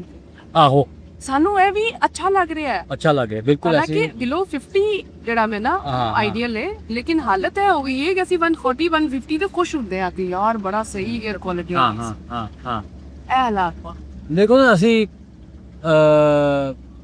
ਆਪਣਾ ਪਾਣੀ ਤਰਕਾ ਮਾਰਿਆ ਹੈ, ਹਵਾ ਤਰਕਾ ਮਾਰੀ ਹੈ। ਯੈਸ, ਤੇ ਇਸ ਤੋਂ ਇਲਾਵਾ ਇਸ ਤੋਂ ਜ਼ਿਆਦਾ ਇੰਪੋਰਟੈਂਟ ਕਿਹੜੀਆਂ ਦੋ ਚੀਜ਼ਾਂ ਨੇ ਲਾਈਫ ਵਾਸਤੇ, ਮਤਲਬ ਸਾਨੂੰ ਸਮਝ ਹੀ ਨਹੀਂ ਆ ਰਹੀ, ਠੀਕ ਹੈ, ਕਿ ਫॉर ਦੀ ਸੇਕ ਆਫ ਪ੍ਰੋਫਿਟਸ, ਫॉर ਦੀ ਸੇਕ ਆਫ ਬਿਜ਼ਨਸ ਅਸੀਂ ਕਹਿੰਦੇ ਹਾਂ ਯਾਰ ਇਹਨਾਂ ਚੀਜ਼ਾਂ ਨੂੰ ਤਰਕਾ ਮਾਰੋ। ਹੁੰਦਾ ਕੀ ਹੈ, ਇਸ ਚੀਜ਼ ਨੂੰ ਅਸੀਂ ਆਪਣੀ ਸਾਇੰਟੀਫਿਕ ਟਰਮ ਵਿੱਚ ਕਹਿੰਦੇ ਨੇ ਇੰਟਰ ਜਨਰੇਸ਼ਨਲ ਇਨਇਕੁਇਟੀ, ਕਿ ਤੁਸੀਂ ਆਪਣੀ ਜਿਹੜੀ ਆਉਣ ਵਾਲੀ ਨਸਲਾਂ ਨੇ ਨਾ, ਤੁਸੀਂ ਉਹਨਾਂ ਦੇ ਹਿੱਸੇ ਦੀ ਚੀਜ਼ ਖਾ ਪੀ ਗਏ ਹੋ, ਕੀ ਕਰ ਰਹੇ ਹੋ, ਤੇ ਉਹ ਜਿਸ ਵੇਲੇ ਜੰਮਣਗੇ ਤੇ ਉਹਨਾਂ ਨੂੰ ਪਤਾ ਲੱਗੇ ਕਿ ਯਾਰ ਇਹ ਹਵਾ ਤੇ ਤਰੱਕੀ ਹੋਈ ਹੈ, ਪਾਣੀ ਤੇ ਤਰੱਕਾ ਹੋਇਆ ਹੈ, ਅਸਲ ਵਿਰਾਸਤ ਤੇ ਹੈ ਵੇ। ਹਾਂ, ਤੇ ਅਸੀਂ ਕੀ, ਉਹ ਮੈਂ ਨੈਸ਼ਨਲ ਜਿਓਗ੍ਰਾਫੀ ਮੈਂ ਕਾਫੀ ਰੀਡ ਕਰਦਾ ਰਹਿਣਾ ਵਾ, ਉਹਦੇ ਵਿੱਚ ਮੈਨੂੰ ਯਾਦ ਹੈ ਕੋਈ, ਅਗੇਨ ਤੁਹਾਡੇ ਜੰਮਣ ਤੋਂ ਪਹਿਲਾਂ ਦੀ ਗੱਲ ਹੈ, ਉਹ ਕੋਈ ਇਸ਼ੂ ਸੀ, ਉਹਦੇ ਵਿੱਚ ਮੈਨੂੰ ਜੇ ਵੀ ਲਾਈਨ ਯਾਦ ਹੈ, ਉੱਥੇ ਕੋਈ ਬੰਦਾ ਸੀ ਜਿਹਨੇ ਉਹ ਆਰਟੀਕਲ ਲਿਖਿਆ ਸੀ ਜਾਂ ਕਿਸੇ ਨੂੰ ਉਹਨੇ ਕੋਟ ਕੀਤਾ ਸੀ, ਉਹ ਕਹਿੰਦਾ ਕਿ ਇਹ ਜਿਹੜਾ ਪਲੈਨਟ ਹੈ ਨਾ, ਇਹ ਅਸਾਂ ਆਪਣੇ ਵੱਡਿਆਂ ਕੋਲੋਂ ਵਿਰਾਸਤ ਵਿੱਚ ਨਹੀਂ ਲਿਆ, ਇਹ ਅਸਾਂ ਆਪਣੇ ਆਉਣ ਵਾਲੀ ਨਸਲਾਂ ਕੋਲੋਂ ਕਰਜ਼ੇ 'ਚ ਲਿਆ ਹੈ, ਜਿਹੜਾ ਅਸਾਂ ਵਾਪਸ ਕਰਨਾ ਹੈ। ਵਾਹ, ਤੇ ਜਿਸ ਹਾਲਤ 'ਚ ਲਿਆ ਹੈ ਉਸ ਹਾਲਤ ਤੋਂ ਬਿਹਤਰ ਵਾਪਸ ਕਰਕੇ ਜਾਓ। ਨਸਲ ਵਧਾਉਣ ਦਾ ਸਾਨੂੰ ਸ਼ੌਕ ਬਹੁਤ ਹੈ, ਲੇਕਿਨ ਉਹਦੇ ਵਾਸਤੇ ਛੱਡ ਕੇ ਕੀ ਜਾ ਰਹੇ ਹਾਂ, ਛੱਡ ਕੇ ਕੀ, ਐਸਾ ਹੀ ਹੈ। ਇਹ ਨਹੀਂ ਸਾਨੂੰ ਪਤਾ ਕਿ ਸਾਹ ਲੈਣ ਵਾਸਤੇ ਵੀ ਅਸੀਂ ਉਹਨਾਂ ਵਾਸਤੇ ਕੋਈ ਜਗ੍ਹਾ ਨਹੀਂ ਛੱਡੀ, ਕੋਈ ਜਗ੍ਹਾ ਨਹੀਂ ਛੱਡੀ, ਐਸਾ ਹੀ ਹੈ। ਯਾਰ, what do you feel in this country? Oh, I feel wonderful. ਅੱਛਾ, ਮਤਲਬ ਉੱਥੋਂ ਤੁਸੀਂ ਛੱਡ ਕੇ ਆਏ ਹੋ ਅਮਰੀਕਾ ਤੋਂ, ਔਰ ਇੱਥੇ ਤੁਹਾਡੇ ਵਾਸਤੇ ਕੋਈ ਕੰਮ ਵੀ ਨਹੀਂ ਹੈਗਾ? ਨਹੀਂ, ਕੰਮ ਕਰੀਦੇ ਥੋੜਾ ਬਹੁਤ, ਹੋਰ ਕੋਈ ਨਹੀਂ, ਤਾਂ ਲੋਕਾਂ ਨੂੰ ਅਸੀਂ ਸਿਚੁਏਸ਼ਨ ਤੇ ਨਹੀਂ ਹੈਗੀ ਨਾ। ਨਹੀਂ, ਦੇਖੋ ਬੈਨ ਹੋ, ਗੱਲ ਨਹੀਂ ਕਰ ਸਕਦੇ, ਇਹ ਬੰਦਾ ਨਾ, ਉਹ ਐਡਾ ਵੀ ਬੈਨ ਨਹੀਂ ਹੈ ਯਾਰ, ਐਡਾ ਵੀ ਬੈਨ ਨਹੀਂ ਹੈ। ਨਹੀਂ, ਗੱਲ ਹੈ ਕਿ ਦੇਖੋ ਜਿਸ ਕਲਚਰ ਵਿੱਚ ਤੁਸੀਂ ਪੈਦਾ ਹੁੰਦੇ ਹੋ, ਜਿਹਦੇ ਵਿੱਚ ਤੁਸੀਂ ਵੱਡੇ ਹੁੰਦੇ ਹੋ, ਜਿਹਦੇ ਵਿੱਚ ਤੁਸੀਂ ਮਜ਼ਾਕ ਕਰਦੇ ਹੋ, ਜਿਹਦੇ ਵਿੱਚ ਤੁਸੀਂ ਇਵਨ ਅਸੀਂ ਇਸ ਵੇਲੇ ਜੋ ਆਪਣੀ ਜ਼ੁਬਾਨ 'ਚ ਜੋ ਗੱਲ ਕਰ ਰਹੇ ਹਾਂ ਨਾ, ਜੇ ਅਸੀਂ ਇਹਨੂੰ ਉਰਦੂ 'ਚ ਕਰ ਰਹੇ ਹੁੰਦੇ, ਅਸੀਂ ਮਜ਼ਾਕ ਨਹੀਂ ਕਰ ਸਕਦੇ। ਨਹੀਂ ਕਰ ਸਕਦੇ, ਬਿਲਕੁਲ ਐਸਾ। ਅੱਛਾ, ਮੈਨੂੰ ਤੇ ਨਾ, ਮੇਰੇ ਤੇ ਇੱਕ ਟਾਈਮ ਤੇ ਬਹੁਤ ਪ੍ਰੈਸ਼ਰ ਵੀ ਰਿਹਾ ਕਿ ਮੈਂ ਬਾਹਰ ਸ਼ਿਫਟ ਹੋ ਜਾਵਾਂ, ਰਵਾਂ ਜਾ ਕੇ, ਮੈਨੂੰ ਸਮਝ ਨਹੀਂ ਆਇਆ ਕਿ ਨਹੀਂ, ਦੇਖੋ ਬਾਹਰ ਫਿਰਨ ਟੁਰਨ ਵਾਸਤੇ ਠੀਕ ਹੈ। ਦੇਖੋ ਕੁਝ ਚੀਜ਼ਾਂ ਨੇ, ਮੇਰੇ ਕਈ ਦੋਸਤ ਮੈਨੂੰ, ਮਤਲਬ ਇਹ ਸਵਾਲ ਸਿਰਫ ਤੁਹਾਡਾ ਨਹੀਂ ਹੈ, ਇਹ ਮੇਰੇ ਬੜੇ ਕਲੋਜ਼ ਫਰੈਂਡਸ ਦਾ ਵੀ ਸਵਾਲ ਹੈ ਕਿ ਯਾਰ ਦੁਨੀਆ ਸਾਰੀ ਇਸ ਚੱਕਰ ਵਿੱਚ ਕਿ ਯਾਰ ਛੱਡ ਕੇ ਟੁਰ ਜਾਓ ਤੇ ਤੂੰ ਮੁੜ ਕੇ ਵਾਪਸ ਆ ਗਿਆ। ਮੈਂ ਕਿਹਾ ਯਾਰ ਗੱਲ ਹੈ ਕਿ ਮੈਂ ਉੱਥੇ ਉਹ ਸਾਰੀਆਂ ਚੀਜ਼ਾਂ ਲੈ ਕੇ ਆਇਆ ਵਾਂ ਉੱਥੋਂ ਯੈਸ ਜਿਹੜੀਆਂ ਇੱਥੇ ਨਹੀਂ ਲੱਭਦੀਆਂ, ਯੈਸ ਯੈਸ ਤੇ ਜਿਹੜੀਆਂ ਚੀਜ਼ਾਂ ਇੱਥੇ ਲੱਭਦੀਆਂ ਨੇ ਉਹ ਉੱਥੇ ਨਹੀਂ ਲੱਭਦੀਆਂ, ਤੇ I am getting the best of the both world's. ਤੇ ਉਹਨਾਂ ਨੇ ਆਖਿਆ ਉਹ ਕਿਹੜੀ ਚੀਜ਼ ਹੈ ਜਿਹੜੀ ਉੱਥੇ ਲੱਭਦੀ ਹੈ ਹਾਂ ਕਿ ਇੱਥੇ ਨਹੀਂ ਲੱਭਦੀ। ਤੇ ਹਾਂ। ਮੈਂ ਕਿਹਾ ਦੇਖੋ ਇੱਥੇ ਜਿਹੜਾ ਤੁਹਾਡਾ ਉਹ ਜਿਪ ਯਾਊ ਹੈ ਨਾ ਉਹ ਉੱਥੇ ਨਹੀਂ ਲੱਭਦਾ, ਹਾਂ ਠੀਕ ਹੈ, ਉਹ ਤੁਸੀਂ ਇੱਥੇ ਹੀ ਆ ਕੇ ਕਰਨਾ ਹੈ, ਕਰ ਸਕਦੇ ਹੋ। ਠੀਕ ਹੈ। ਯੈਸ ਤੇ ਉਹਨਾਂ ਆਖਿਆ ਫਿਰ ਉੱਥੇ ਕੀ ਲੱਭਦਾ ਹੈ ਜਿਹੜਾ ਇੱਥੇ ਨਹੀਂ ਲੱਭਦਾ। ਮੈਂ ਕਿਹਾ ਉੱਥੇ ਕੁਆਲਿਟੀ ਐਜੂਕੇਸ਼ਨ ਲੱਭਦੀ ਹੈ। ਮੈਂ ਕਿਹਾ ਉੱਥੇ ਤੁਸੀਂ ਇੱਕ ਹੋਰ ਚੀਜ਼ ਵੀ ਸਿੱਖਦੇ ਹੋ, ਵਰਕ ਕਲਚਰ ਤੇ ਵਰਕ ਐਥਿਕਸ। Work ethics. ਅੱਛਾ ਮੇਰਾ ਇੱਕ ਥੀਸਿਸ ਹੈ ਕਿ ਹਾਂ। ਅਗਰ ਇੱਥੇ ਵੀ ਤੁਸੀਂ ਆਪਣੇ ਬੱਚੇ ਨੂੰ ਸਕੂਲ ਨਾ ਭੇਜੋ ਹੂੰ ਔਰ ਉਹਨੂੰ ਸੁਸਾਇਟੀ ਛੱਡ ਦਿਓ ਹਾਂ ਹਾਂ। ਤੇ ਉਹ ਬਣ ਜਾਏ। ਇਹ ਸਕੂਲ ਹੈ ਜਿਹੜਾ ਬੱਚੇ ਦਾ ਬੇੜਾ ਰੋੜ ਦਿੰਦਾ ਪੜ। ਦੇਖੋ ਇਹ ਜਿਹੜਾ ਸਾਡਾ ਸਕੂਲਿੰਗ ਸਿਸਟਮ ਹੈ ਤੇ ਬਾਕੀ ਸਾਡਾ ਜਿਹੜਾ ਹੈ ਨਾ ਹਾਂ ਉਹਦੇ ਅਸਾਂ ਇੱਕ ਜਿਹੜੇ ਨਾ ਚੀਜ਼ ਅਸੀਂ ਪੈ ਗਏ ਨਾ ਨੰਬਰਸ ਗੇਮ ਵਿੱਚ। ਤੁਸੀਂ ਤੀਸਰੀ ਜਮਾਤ ਦੇ ਬੱਚੇ ਨੂੰ ਪੁੱਛੋ ਨਾ ਕਿ ਪੁੱਤਰ ਤੂੰ ਕਿਉਂ ਟੈਨਸ਼ਨ ਵਿੱਚ ਹੈ, ਉਹ ਆਖੇਗਾ ਮੇਰੇ ਨੰਬਰ ਘੱਟ ਆਏ ਨੇ। ਉਹਦੇ ਉੱਤੇ ਇੰਨਾ ਪ੍ਰੈਸ਼ਰ ਪਾ ਦਿੱਤਾ ਗਿਆ ਹੈ ਨੰਬਰਸ ਗੇਮ। ਤੁਸੀਂ ਕਿਸੇ ਪੁਆਇੰਟ ਤੇ ਸ਼ੁਰੂ ਹੋ ਜਾਓ, ਸਕੂਲ ਦੇ ਪਹਿਲੇ ਸਾਲ ਤੋਂ ਲੈ ਕੇ ਤੇ ਯੂਨੀਵਰਸਿਟੀ ਦੇ ਆਖਰੀ ਸਾਲ ਤੱਕ ਕੋਈ ਗ੍ਰੇਡ ਪੁਆਇੰਟ ਮੇਨਟੇਨ ਕਰ ਰਿਹਾ ਹੈ, ਕੋਈ ਨੰਬਰ ਮੇਨਟੇਨ ਕਰ ਰਿਹਾ ਹੈ, ਕੋਈ ਨੰਬਰ ਆਫ ਪਬਲਿਕੇਸ਼ਨਸ ਮੇਨਟੇਨ ਕਰ ਰਿਹਾ ਹੈ। ਉਸ ਚੱਕਰ ਚ ਤੇ ਉਸ ਚੱਕਰ ਵਿੱਚ ਪੂਰੀ ਦੁਨੀਆ ਪਈ ਹੋਈ ਹੈ ਤੇ ਹਾਂ। ਉਹਨੇ ਐਜੂਕੇਸ਼ਨ ਸਿਸਟਮ ਦਾ ਬੇੜਾ ਗਰਕ ਕਰ ਦਿੱਤਾ ਹੈ। ਹਾਂ ਤੇ ਇਹ ਚੀਜ਼ ਮਤਲਬ ਤੁਸੀਂ ਨੰਬਰਸ ਗੇਮ ਤੋਂ ਨਿਕਲ ਆਓ ਨਾ, ਤੁਸੀਂ ਆਬਜੈਕਟਿਵਿਟੀ ਵੱਲ ਆ ਜਾਓ। ਅੱਛਾ ਇਹ ਜਿਹੜੀ ਨੰਬਰਸ ਗੇਮ ਹੈ ਨਾ ਇਹਨੇ ਈਵਨ ਵੈਸਟਰਨ ਸਿਸਟਮ ਦੇ ਜਿਹੜੇ ਬੜੇ ਅੱਛੇ ਅੱਛੇ ਇੰਸਟੀਟਿਊਸ਼ਨ ਉਹਨਾਂ ਦਾ ਵੀ ਉਹਨਾਂ ਨੇ ਬੇੜਾ ਗਰਕ ਕੀਤਾ ਹੈ। ਤੇ ਇਹਦੇ ਵਿੱਚ ਮੈਨੂੰ ਇੱਕ ਬੜਾ ਇੰਟਰਸਟਿੰਗ ਐਕਸਪੀਰੀਅੰਸ ਹੋਇਆ।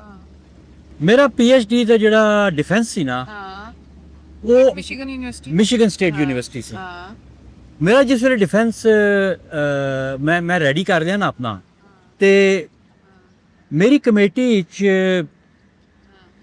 ਇੱਕ ਪ੍ਰੋਫੈਸਰ ਇਸ ਤਰ੍ਹਾਂ ਦਾ ਆਇਆ ਜਿਹੜਾ ਕਿ ਬਾਈ ਵਰਚੂ ਆਫ ਕੁਝ ਲਿਮਿਟੇਸ਼ਨ ਸਨ ਕਿ ਇਸ ਤਰ੍ਹਾਂ ਦਾ ਇੱਕ ਬੰਦਾ ਤੇਰੀ ਕਮੇਟੀ 'ਚ ਹੋਣਾ ਚਾਹੀਦਾ ਹੈ। ਅੱਛਾ ਤੇ ਉਹਦੇ ਵਿੱਚ ਜਿਹੜੇ ਸਾਡੇ ਡਿਪਾਰਟਮੈਂਟ ਦਾ ਸੀ ਉਹ ਹੀ ਬੰਦਾ ਸੀ।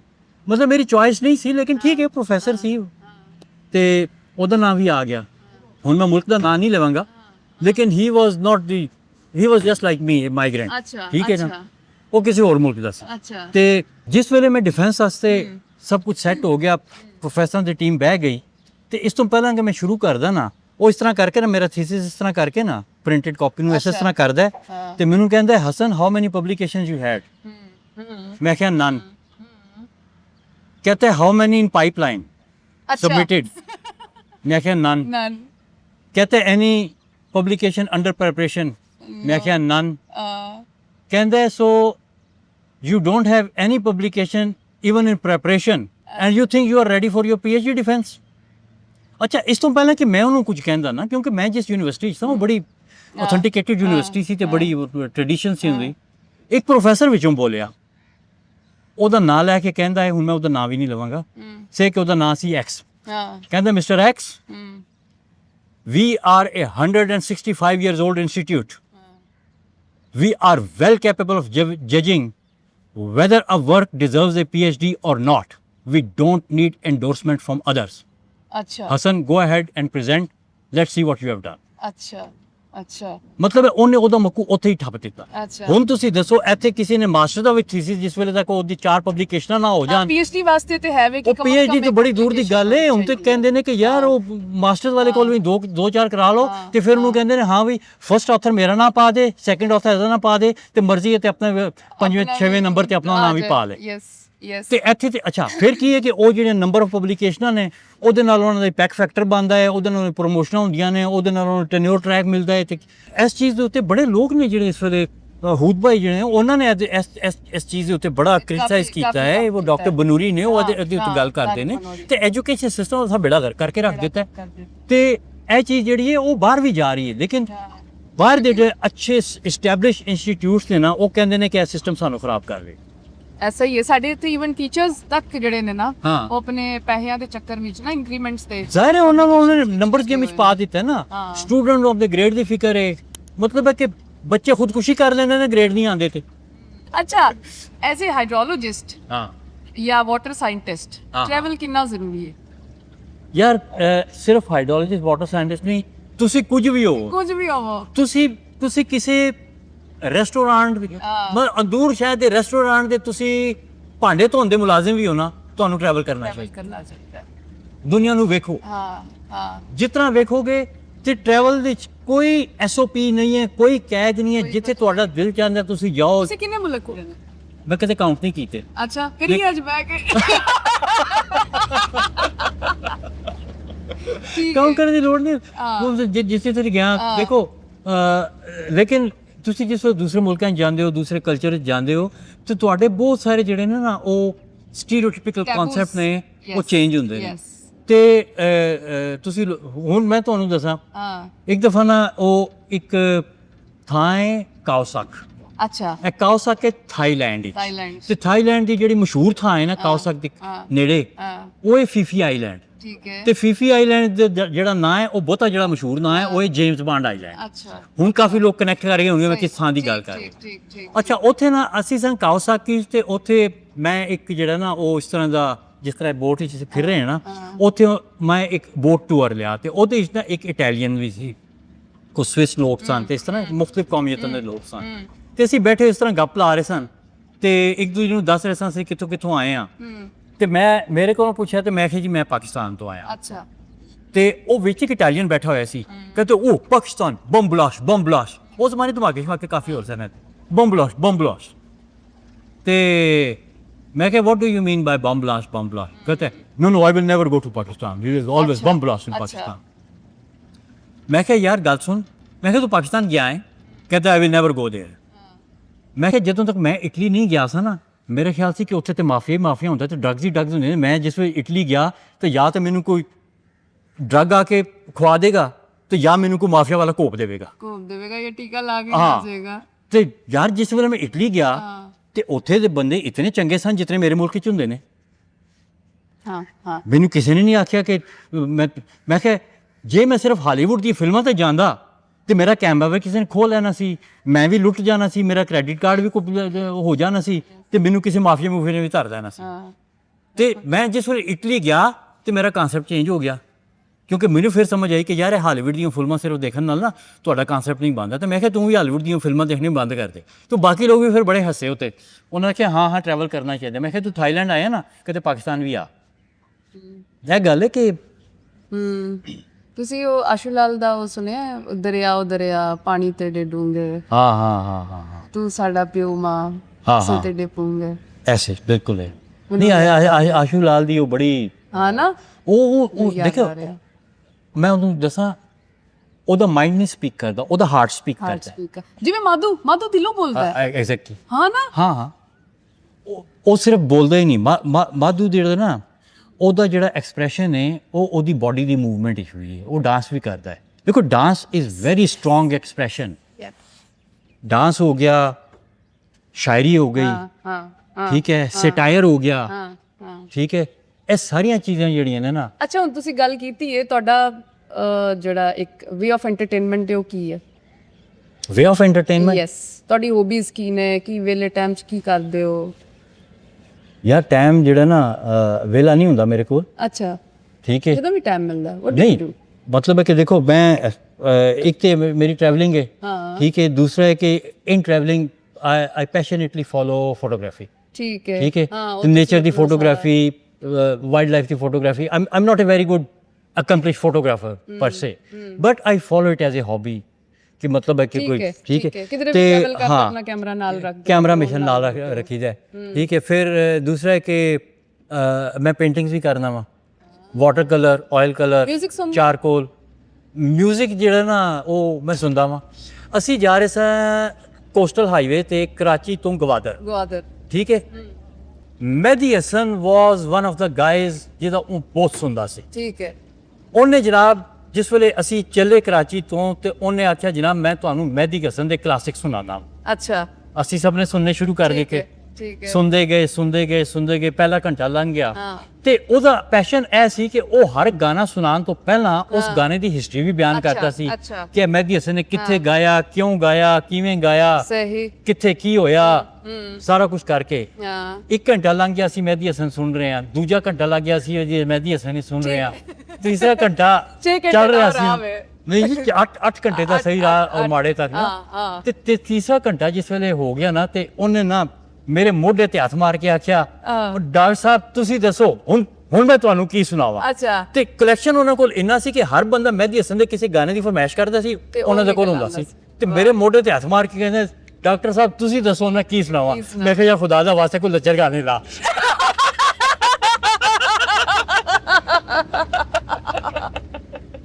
ਮਤਲਬ ਹੈ ਕਿ ਮੈਂ ਕਲਾਸਿਕ ਵੀ ਸੁਣ ਲੈਂਦਾ ਵਾਂ। ਹਾਂ ਮਿਕਸ ਹੈ ਤੁਹਾਡਾ। ਮਿਕਸ ਹੈ ਠੀਕ ਹੈ, ਅੰਗਰੇਜ਼ੀ ਉਰਦੂ ਸਪੈਨਿਸ਼ ਹਰ ਚੀਜ਼ ਮੂਡ ਤੇ ਡਿਪੈਂਡ ਕਰਦਾ ਹੈ।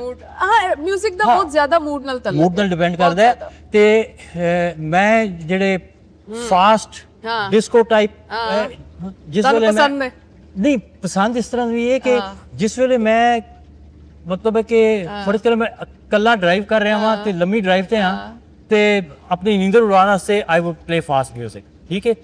ਤੇ ਜਿਸ ਵੇਲੇ ਮੈਂ ਕਿਸੇ ਬੜੀ ਸਕਰੀਨ ਥਾਂ ਤੇ ਵਾਂ ਠੀਕ ਹੈ ਅੱਛੀ ਕੰਪਨੀ ਚ ਤੇ I might like very light ਮਤਲਬ ਕਿ ਟੂ ਦੀ ਐਕਸਟੈਂਟ ਇੰਸਟਰੂਮੈਂਟਲ ਤੇ ਆ ਜਾਵਾਂਗਾ ਠੀਕ ਹੈ।